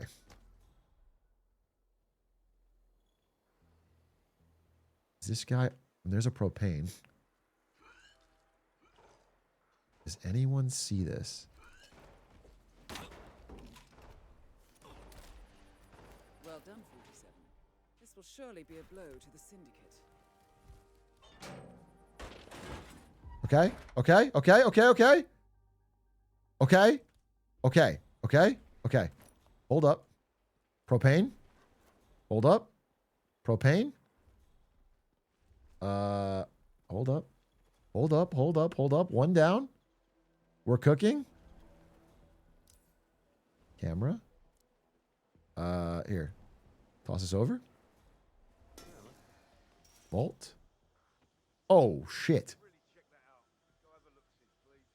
Oh, shit. Oh, shit. Oh, shit. Oh, shit. Oh, shit. Oh, shit. Oh, shit. What's the plan? If If this guy sees me, I'm gonna fucking cry. Come on. Please, sir, behave in an orderly fashion. Uh-huh. Okay. What is my plan? I'm not sneaking around. Relax. Okay. Okay.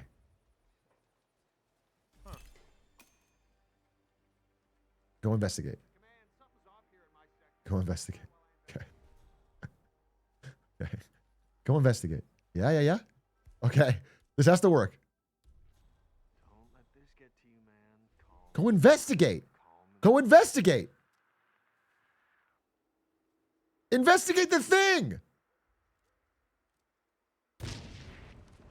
Excellent work, 47. You've spread fear within the syndicate. Fuck yeah. Go. Accident. It was an accident. Yes. Still alive, baby. Still alive. I'm not going to trick the other guy. Shut up, bro. Don't tell me how to fucking play. Don't tell me how to live my life. I'm cooking. Let a man cook. We'll go this way. Go this way. Hey, yoink. In and out, baby. In and out. A demon's whisper. Like a demon's whisper. So far, so good. So far, so good. Last guy, we have a psyker dart. I have a bad disguise, though.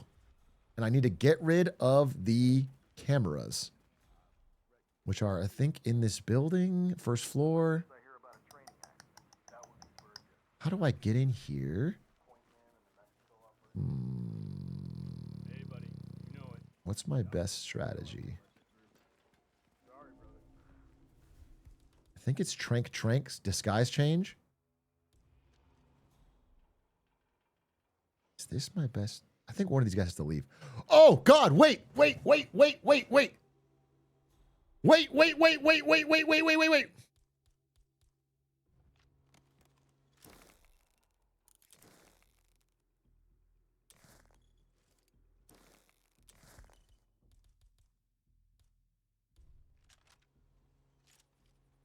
Oh, no.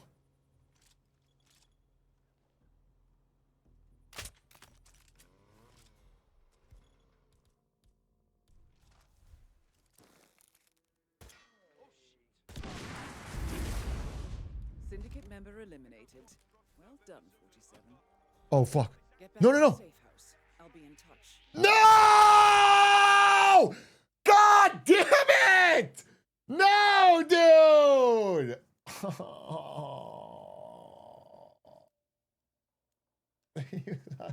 I was trapped. Fuck, dude. Kill everybody! Safe house. I'll contact you later. No, I'm multi-foring. Ugh. All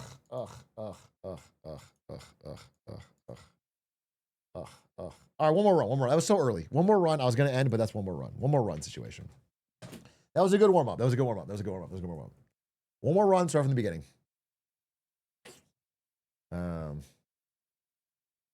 Is there any way to do seeded runs like a custom campaign? I'm so glad you asked that. I asked that in the Hitman modding Discord last night. I had this idea last night. I was like, wait a minute. What if you get two players that have the exact same Hitman Freelancer seed? So they get offered the same things. It's the same target, and then you could race. Because right now racing Freelancer doesn't make sense because it's so luck-based.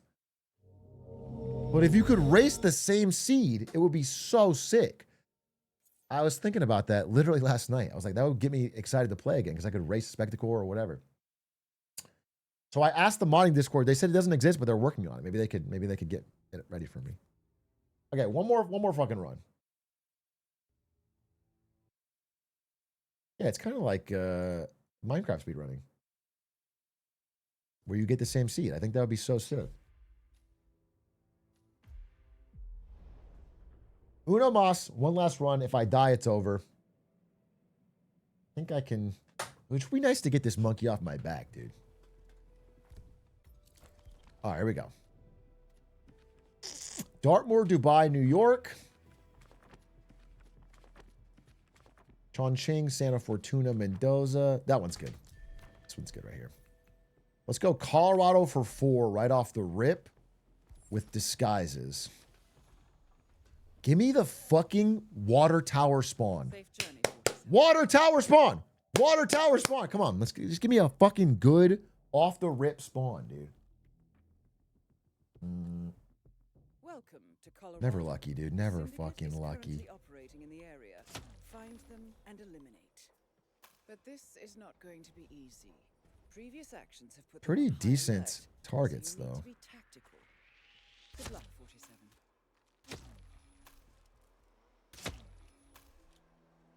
So you have to kill these 3. Then you have to haul ass up here. You have to get a trank. Trank this guy. Trank this guy. Kill this guy. Syndicate member eliminated. Well done, 47. Kill that guy. Well This done, guy need to go to the window. This will surely be a blow to the syndicate. Oh fuck. Running out of time. Running out of time. Running out of time. Running out of time.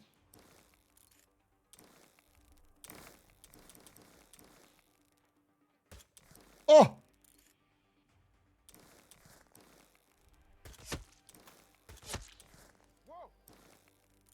Excellent work. Lift your gun! Lift your gun! Lift your gun! Spread fear within the syndicate. Got him. Got him. Got him. Got him. Got him. Got him. Change. Well done, 47. Holy! You should get back. Holy! I'll contact you later. And I'm out the way I came. Okay. Actually, 4 targets? Colorado? 1 minute 15? That's a good fucking time, bro. Okay. What are these kill boxes? No, it's you shoot to make him lift his gun. It's a good start. It's a fucking damn good start. That would be a speedrun worthy start. Good work back there. Okay. Syndicate took a serious Next one blow, but is, there is still much work to get done. I guess, Dartmoor for 4. For your next assignment. Timed hide and seek. Dartmoor can be easy.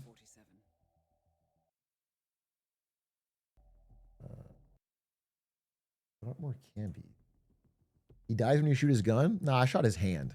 But it's a one-shot kill sniper. Welcome to Thornbridge Okay, this could be amazing, tells us that the operative syndicate members but it's not. It's actually horrible. them down and do what you do best. Okay, go fast, go fast, go fast. This is not going to be easy. Previous actions have put them on Knock this high guy alert, out. so you need to be tactical. Disguise. Take this. Gotta open before she gets to the door. Avoid that guy.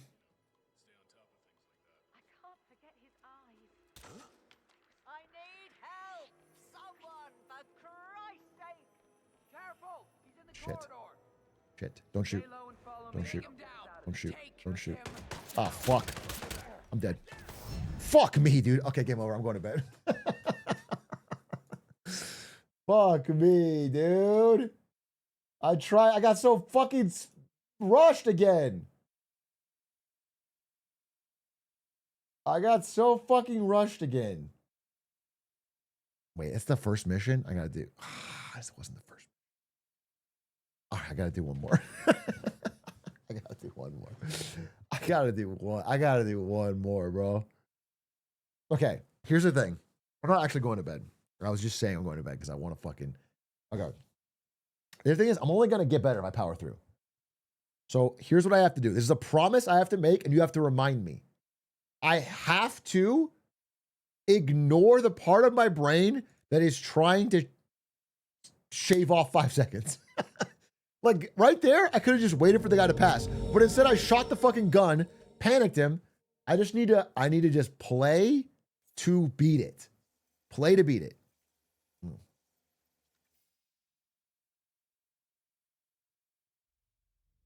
I'm looking for consistency, discipline. If I do that, I can do it. In fact, here's what I'm going to do. At the start of every mission, I'm going to say out loud my route. Instead of trying to fucking freeball it, I'm going to say my route out loud. This is the one. This is the one right here. We're doing it. Okay. New run. Perfect run right here. These are all terrible. These are all terrible. Just give me new ones.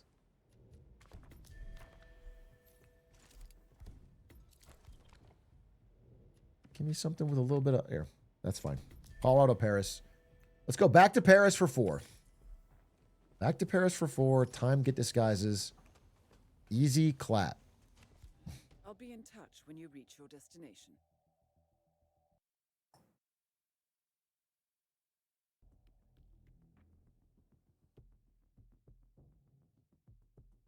Pack a second sniper. Shut the fuck up. Paris. Okay. Route out loud. We have 1 guy on level 3. We have 2 guys on level 2. We have 1 guy on level 1. Be careful, 47. Easy. Easy. Something I do? Throw this. Shoot this. Super clean. Get the disguise. Actually, wait. Stay in the clown. It's a perfect plan. We're going to shoot this guy in the head. We're going to shoot this guy in the head.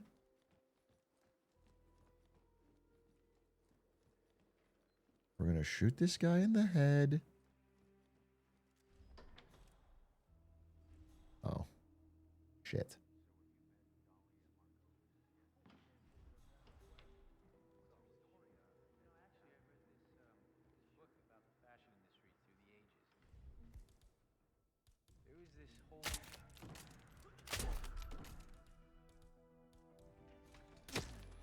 Clean, clean, clean, clean, clean. We're going to go right here. I'm going to shoot you in the head. Syndicate member eliminated. We're going to close this. We're going to kill you. We're going to put the disguise back on. And then we're going to go downstairs. Nope, that guy's blocking me. We're going to go back this way. Back the way we came. Super easy, no problem. We're going to slide down the ladder. We're going to change our sniper into a different briefcase. Kill everyone on the second floor. Go to the first floor. Kill that guy. Go to the basement. Escape through the chef's exit. It's a perfect, smooth strategy. With absolutely no flaws. This guy's right here. Bing bong. He's dead. Grab the briefcase. Oh, right here. Right here, baby. Keep walking. Keep walking. Keep walking. Thank you. Got his ass. We go. Ooh, can't go through into the panic. Can't go into the panic. Steer into the turn. Go this way. I have to just kill that guy. 30 seconds on the clock. Fuck me. 30 seconds on the clock.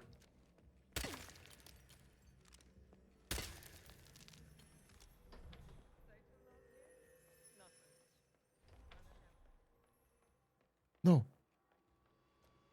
No. No. 16 seconds. No. No!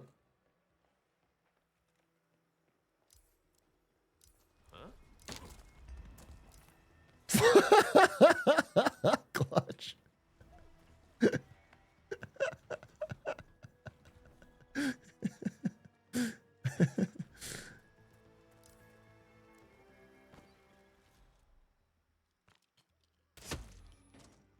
Syndicate member eliminated. Well done, 47. Uh-huh. And guess what? Collect yourself. I'll be in touch. The exit is right here. Easy, smooth. Okay? Okay. Okay. Good plan. I was a little bit worried of the timer.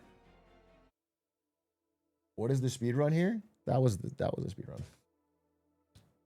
Okay. All right. Okay. Contained. Contained, contained, contained. Just do that every time. Just stick to the plan. Colorado for 3. Stick to the plan.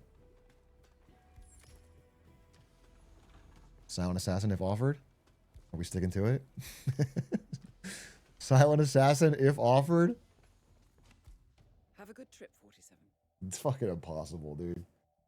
Oh, God. It's like an instant loss to get silent assassin. Welcome to Colorado. We have intel that the Syndicate is active in the area. However, they're on high alert. so you need to be careful. I missed. Godspeed, 47. I fucking missed, bro.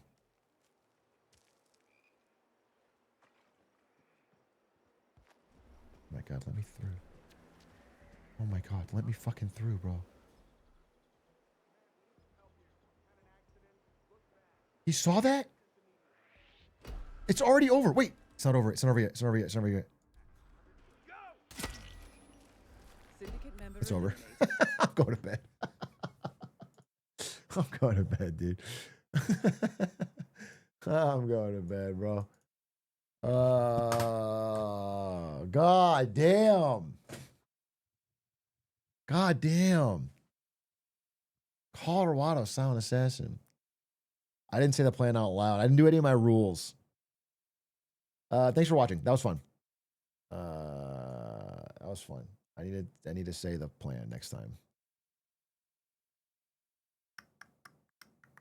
I'll be live tomorrow for 007. Big 007 grind. And